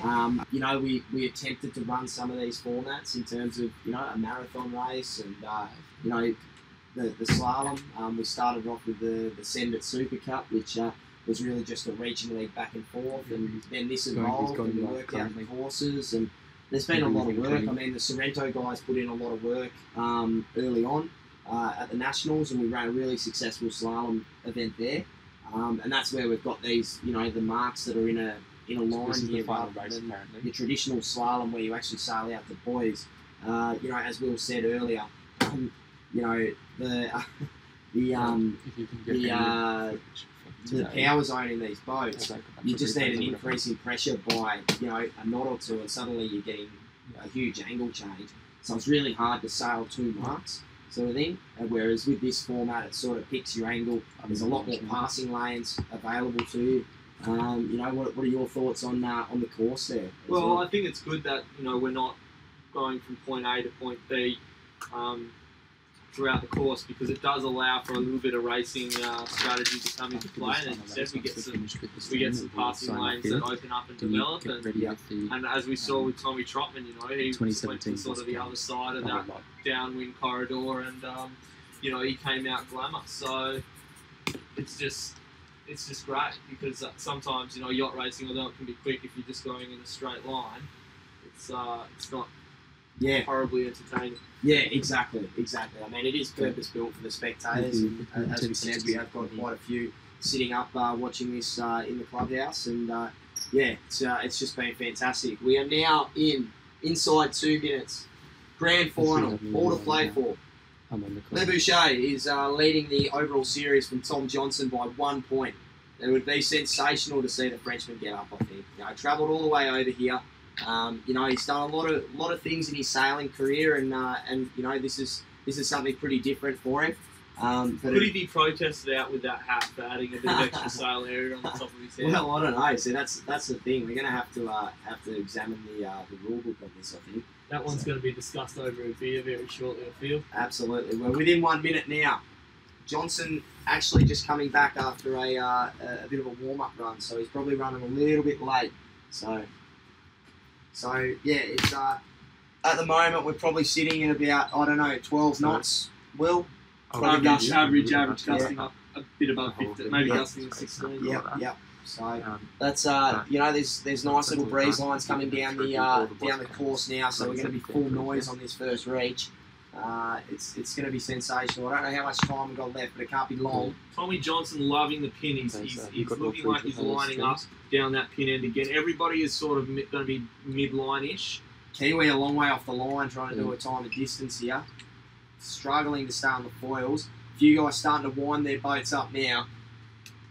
Got great vision here from the drones. All the boys are on the foils just about. Canadian's about to Tommy pop up. Johnson's not up. No, he's got that low groove though. He's in at the pin. There's a bit of... Oh, yeah. Nearly into the back of the committee boat there. Yeah, the Swiss competitor really nailed that start, sort of thing. I don't reckon Tom Johnson's got his bow far enough forward here. So no, he's bow back, mate. Yeah. He's bow back. So it's looking like Le Boucher. Oh, he's got a bit loose there around the top. These guys are all pushing themselves up. They hang it out real hard, these blokes, don't they? They're riding at max Round we height. go. We've got Switzerland coming down, soaking down. Pierre's soaked down as well. Tommy Johnson's in there, mate. Yeah, he's rounding first. So as it stands now, he's leading this grand final series. Has one hand on the cup. But the Frenchman is not far behind. No, Lebouchet's in fourth at the moment. There's really good puff coming down off the sandbank there. Whoever's up the top there, it's looking like the Norwegian. Oh no, the Swiss sailor. So all these guys charging down now, hitting the right. We've had a couple that have bailed out. The Kiwi and the Canadian have bailed out. So Alex Mitchell-Barker, Tom Johnson cruising down the middle of the course here. I tell you what, Lebouchet's got his work cut out for him here, I reckon. Mate, I reckon he's got more on than he knows what to do with. So he'll be sweating like a gypsy with a mortgage at the moment. But Tommy Johnson, he's been venting a bit, TJ, on his rudder. Yeah, the guys that are actually a bit inside him here would be interesting, although they're just coming out of the puff. And he's being able to soak down a lot lower. There's a few guys that are right on the inside here that I wouldn't be surprised if they're actually in front of him when they come back on the jibe. So, I don't know. I think Lebouchet's in that pack as well. He's starting to wind up into a bit of pressure now. He's cruising through now. He's jibed off. So he'll be looking for that lay. There's a few guys that have gone out the other side. The Norwegians out here as well. Great shots over the top of Alexander as he rolls into a jibe now as well. So Tommy Johnson's coming back from a hard left-hand. There is a few boats out on the right there, sort of thing. The Frenchman is behind at the moment. The thing is about coming in on starboard into the spot of mark is that he's going to have to drive through the finish. Yeah. So, that's going to cost him, even if it's a good one, it's still going to cost him about 3 or 4 lengths. Pierre's got a lot on here to actually get back in the game. He's getting absolutely... TJ is ripping, mate. He's just walking away with this now. Yeah. He's launched. He's gonna stuff. He's gonna claim it, I think. He's got a nice little puff down here coming into the finish. There's a big gaggle of boats out to the other side. Johnson comes into the jibe and claims the 2019 International Wasp Games Slalom event. Well done, mate. And we had Alex Mitchell-Barker, after a bad start, has come through. Gaggle of boats following. Looks like Lebouchet ended up... Oh, he's in the drink! Oh, no! Frenchman. Oh, he just put too much on there. That may even cost him third place. So he could be off the podium. He could have gone from first overall to off the podium. So flying Frenchman. What a finale we've had here in Western Australia as we see Pierre getting the boat up now. Bad luck, Pierre. But Tommy Johnson just doing a bit of a victory lap there. He's jumped in the boat for the day for the event, and that's a serious effort from him to do it.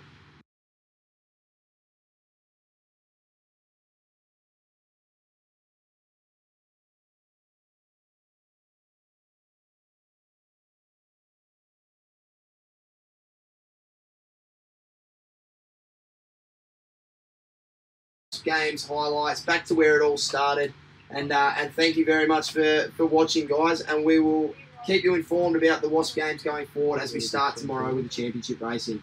Well done, Tommy Johnson. So they've just wrapped here. Get ready to swap over. G'day guys, Mark Ablett here from Wasp. We're here at beautiful Campione on Lake Garda, Italy. Well, we've had a pretty trying day today. We've been waiting all day to try and get a practice race in. We finally did. We got one in, and the real stuff starts tomorrow, and we just can't wait to get into it.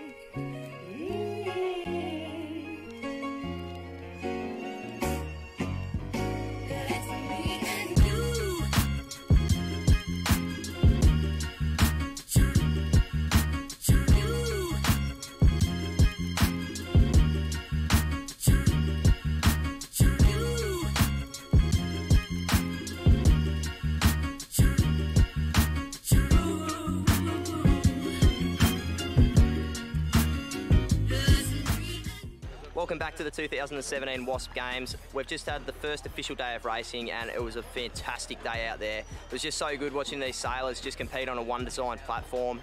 It was so close up the front. We had Reed Baldridge from the USA who got a 1-1-2, mixed in there with a few of the Goldfleet Moth sailors, so Harry Miguel, Stefano Farighi, Dean Suter took a win in the last race, so it's just been fantastic to watch these absolute superstars just go head to head on a one design platform. It was great to see the kids out there. They were having a great time. You know, we had kids as young as 12 out there sailing and mixing it with all these guys, and it was just so good to see. So we had about 12 knots today. Majority of the time the guys were on the foils, and yeah, tomorrow it's looking much of the same. So let's hope we get another 3 races in and stay tuned.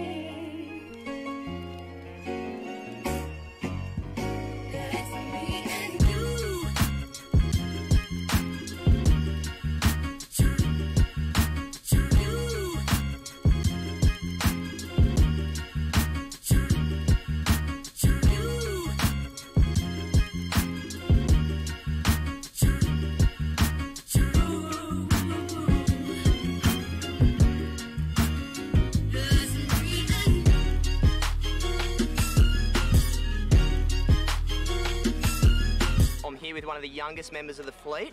Mate, what's your name and how old are you? My name is Richard and I'm 12 years old. Nice. So how long have you been sailing the Wasp? I've been sailing Wasp since a couple of days since I came here. Couple of days, that's pretty unbelievable. So what have you come out of? What boat did you used to sail? I still sail Optimist and I just trying Wasp for a few days. Yep, so just doing the Wasp to do something different and have a bit of fun. You enjoying it? Yeah, it's pretty nice. Yeah, and you got through 3 races today?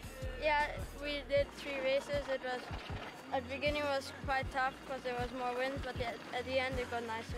Yeah, nice. So, oh well, good luck for the rest of the regatta, mate, and enjoy it. Okay, thank you. Thanks, guys.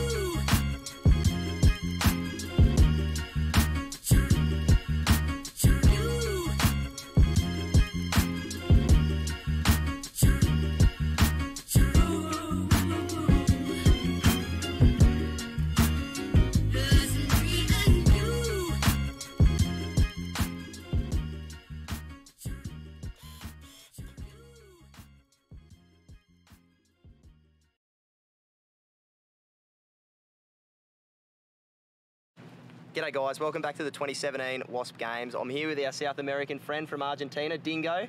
Mate, how did you go yesterday? Yesterday was good, some problem at the starts, good speed and upwind, some problems in maneuver. Was good and learning a lot with the best here. Yeah, absolutely. So you found it's been a very competitive fleet and everyone's really open and sharing information? Yeah, very competitive fleet, especially the top 10 are so good. They have experience and they know how to sail in this, and it's good for me. Absolutely. So have you been doing much training back in Argentina? Yeah, I train in medium and low winds, and now with a big fleet in my club, I'm the only one. Yep.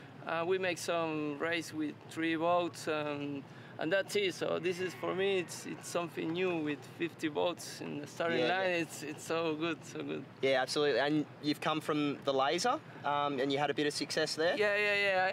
I'm usually sailing lasers, laser ready a long time ago. Yep. I sail in 29ers and some catamarans, and that's it. But this is different. It's a mix of everything.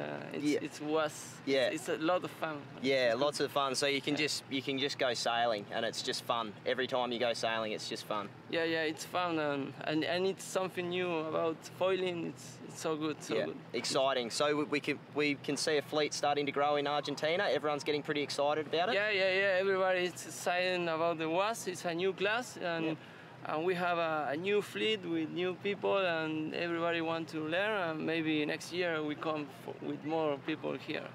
Excellent. We look forward to it, mate, and good luck for the rest of the regatta. Okay, thank you very much. Thank you. Thanks, guys.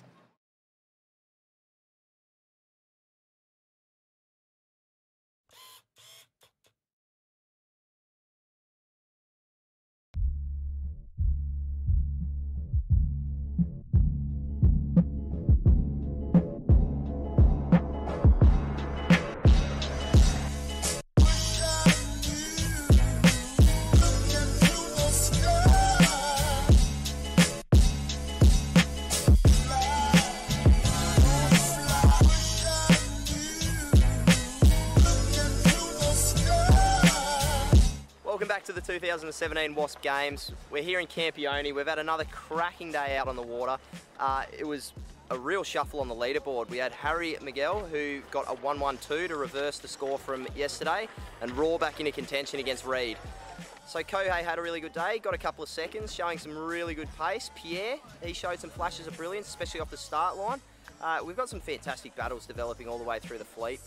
It's just awesome to see everyone having their individual battles, and we've got the party tonight, so it's going to be really good. Can't wait to get into it. Just can't wait to see what tomorrow brings. Another beautiful day in Campione, no doubt. We'll see you later.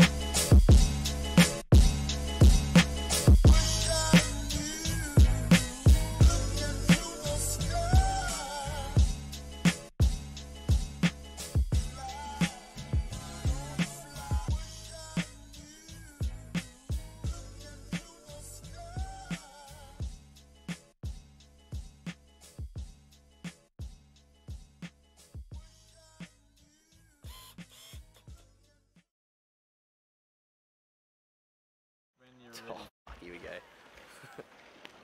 Here with me mate Jack. He's yeah, had a bit of a barrier today.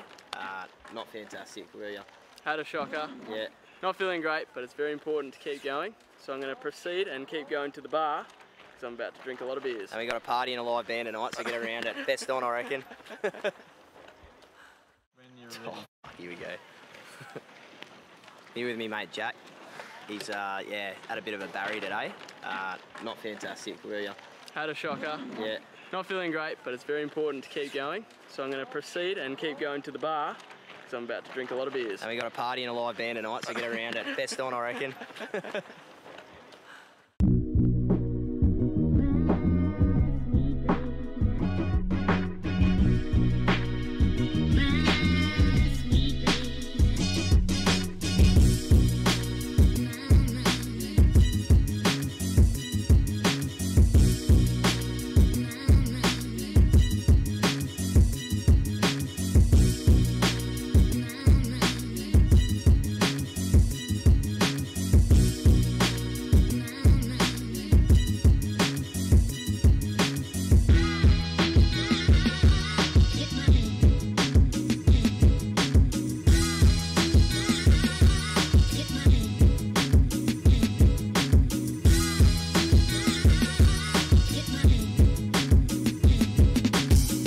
Welcome back to the 2017 Wasp Games. We've just got off the water of day 4. It was an absolute glamour day out at Lake Garda again.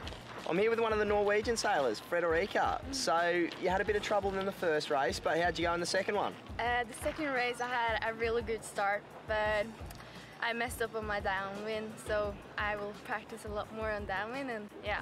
Absolutely, and you've been here for 2 weeks nearly, yeah. Doing training and everything like that. So Yeah. can you talk us through what you've been doing?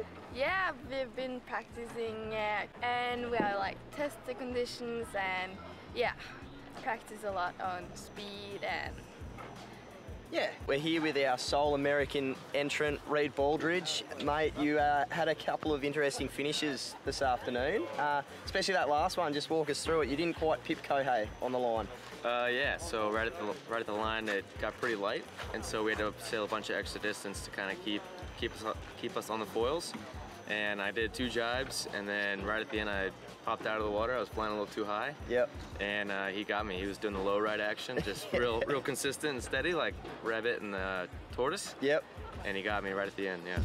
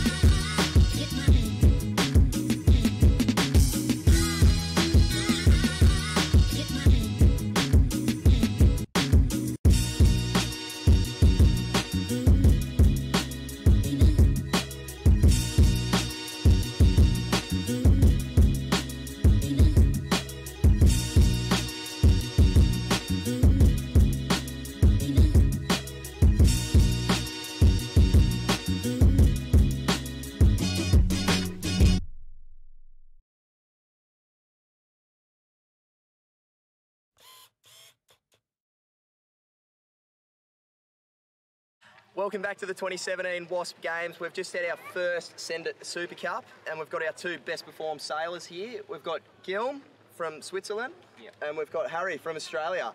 So Harry took the chocolates today. How did you find it out there, mate?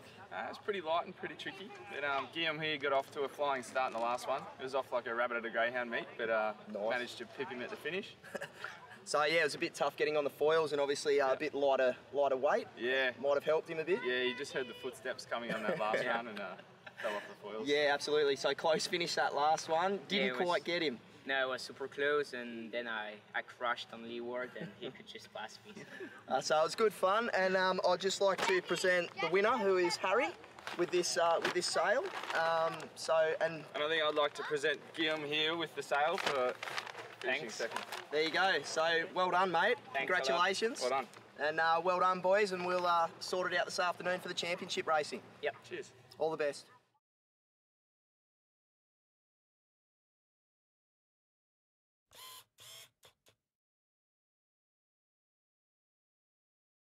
Concept behind the Wasp was always about trying to make a foiling, single-handed, a single-hulled, non-tricycle-like boat that was just simple, soft, worked, was fast, was just did things that you didn't really have in other boats, in catamarans, in the Moth, in non-foiling boats. And it was sort of always about trying to give the experience of foiling to anyone. It's still difficult. It was never intended not to be difficult. It was about just taking all the complexity out of it though. But it's still a difficult boat. The Wasp was never intended to be like the Mach 2. It was, I was hoping the performance would be somewhere in a similar range. I was hoping the wind range would be similar. We didn't totally achieve that. There's probably a couple of knots difference at the bottom end when it gets up. Certainly there's a speed difference. It isn't that big actually, but it was never meant to be a Moth. It was never meant to be racing with a Moth. It was never meant to be something that took away from the Moth, but it was taking all the stuff we learnt from doing the Moth and saying, well, what's the best parts of this? What are the parts that we can simplify that don't matter? We don't have an adjustable length wand because we worked out other ways of getting around it. We changed the way the gearing worked. We changed, it's quite a short wand. You can just restrict it a little bit. We don't have adjustable gearing. Well, we do, but it's not on the fly. It's just trying to say, well, a lot of the things you do in a Moth are about getting that last tiny little bit. Well, it doesn't make any difference to the experience of sailing it. It's just makes it, you beat the other guy by 3 metres, and that's what the Moth's about, beating the other guy by 3 metres is all you need to do. But this is about making it, taking all the best bits and making it work. So, no, not about being a Mach 2 or a Moth.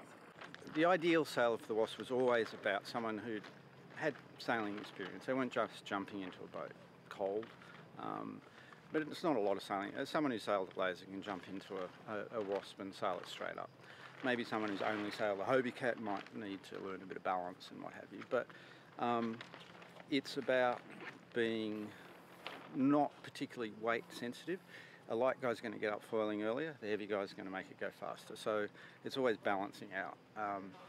As far as physicality, look, it's not ridiculously difficult and it's not super easy either.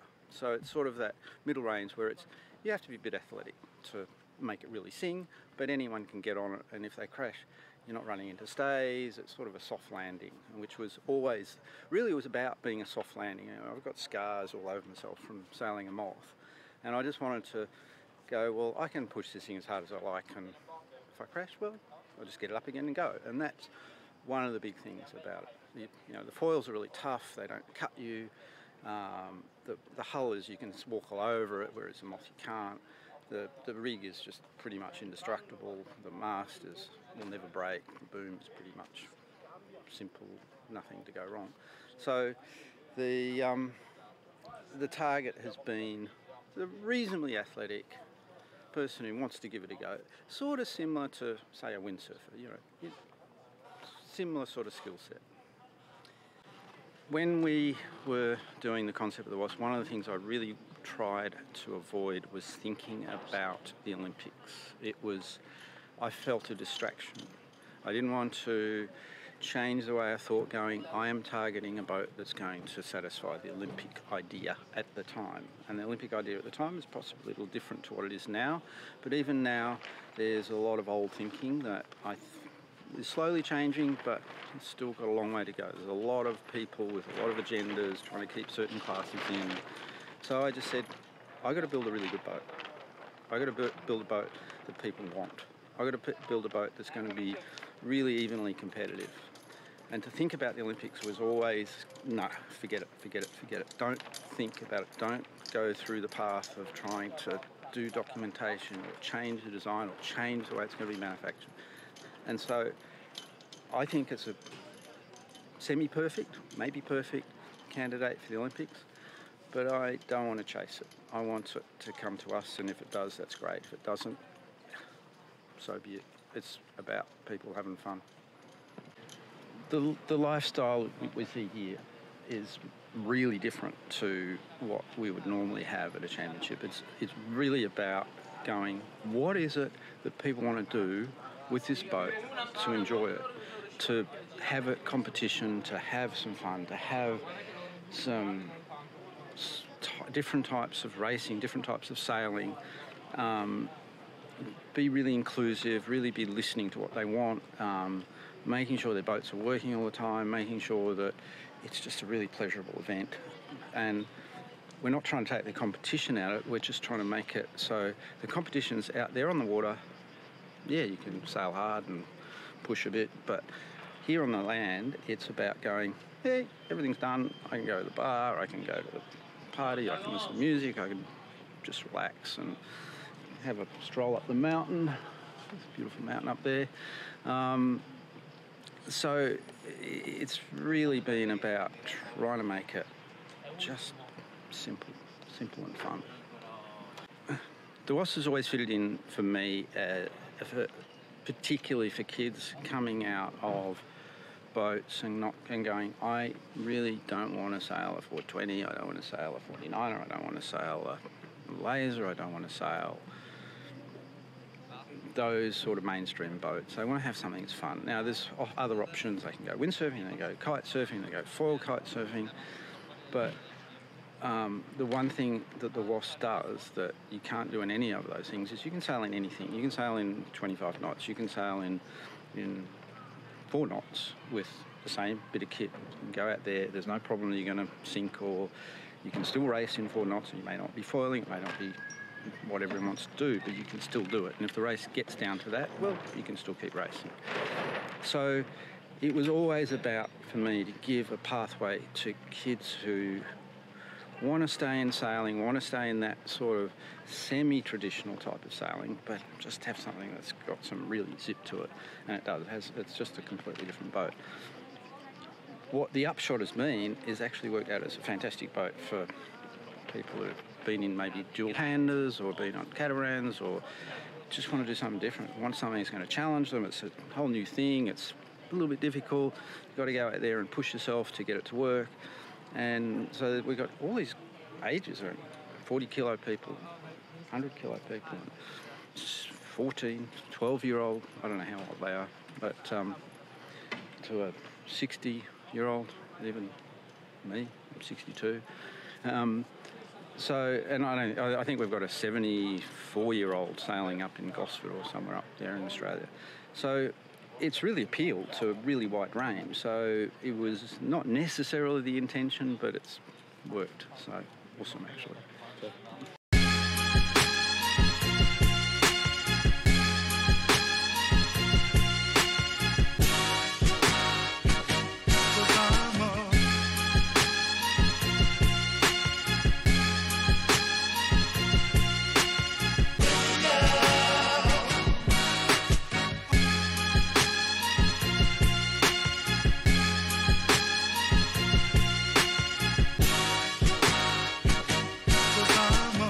Welcome back to the 2017 WASP Games. We've just concluded the final day of racing here in Campione. It was a bit of a light one to finish it off. We had the reverse grid handicap to start with, and that gave a lot of people a chance to lead the race, which was fantastic. That was won by Stewie Appleby from Great Britain, which was fantastic. And we finished off the day with the final championship race, which was a bit of a victory lap for Harry Miguel. Yeah, great. It's been a great week. I think it's been a really good week for the class as well. A lot of up-and-coming kids. Yep. So, that's great. Excellent, mate. And you obviously had a bit of a hand in designing these things, so you've got to be pretty satisfied with how this week's gone as a class, as you said. Yeah. I mean, a year ago I didn't think we'd get 50 boats, so the class has come a long way in the last 2 years, and it's got big things going on for it in the future, I think. Nice work, mate. Congratulations. great series here. The week that we've had here has just been unbelievable, and to have 54 boats here for the first championship is just amazing. The Wasp lifestyle is up and going. Just can't wait to be a part of this class going forward. It's just fantastic. Thanks very much for tuning in.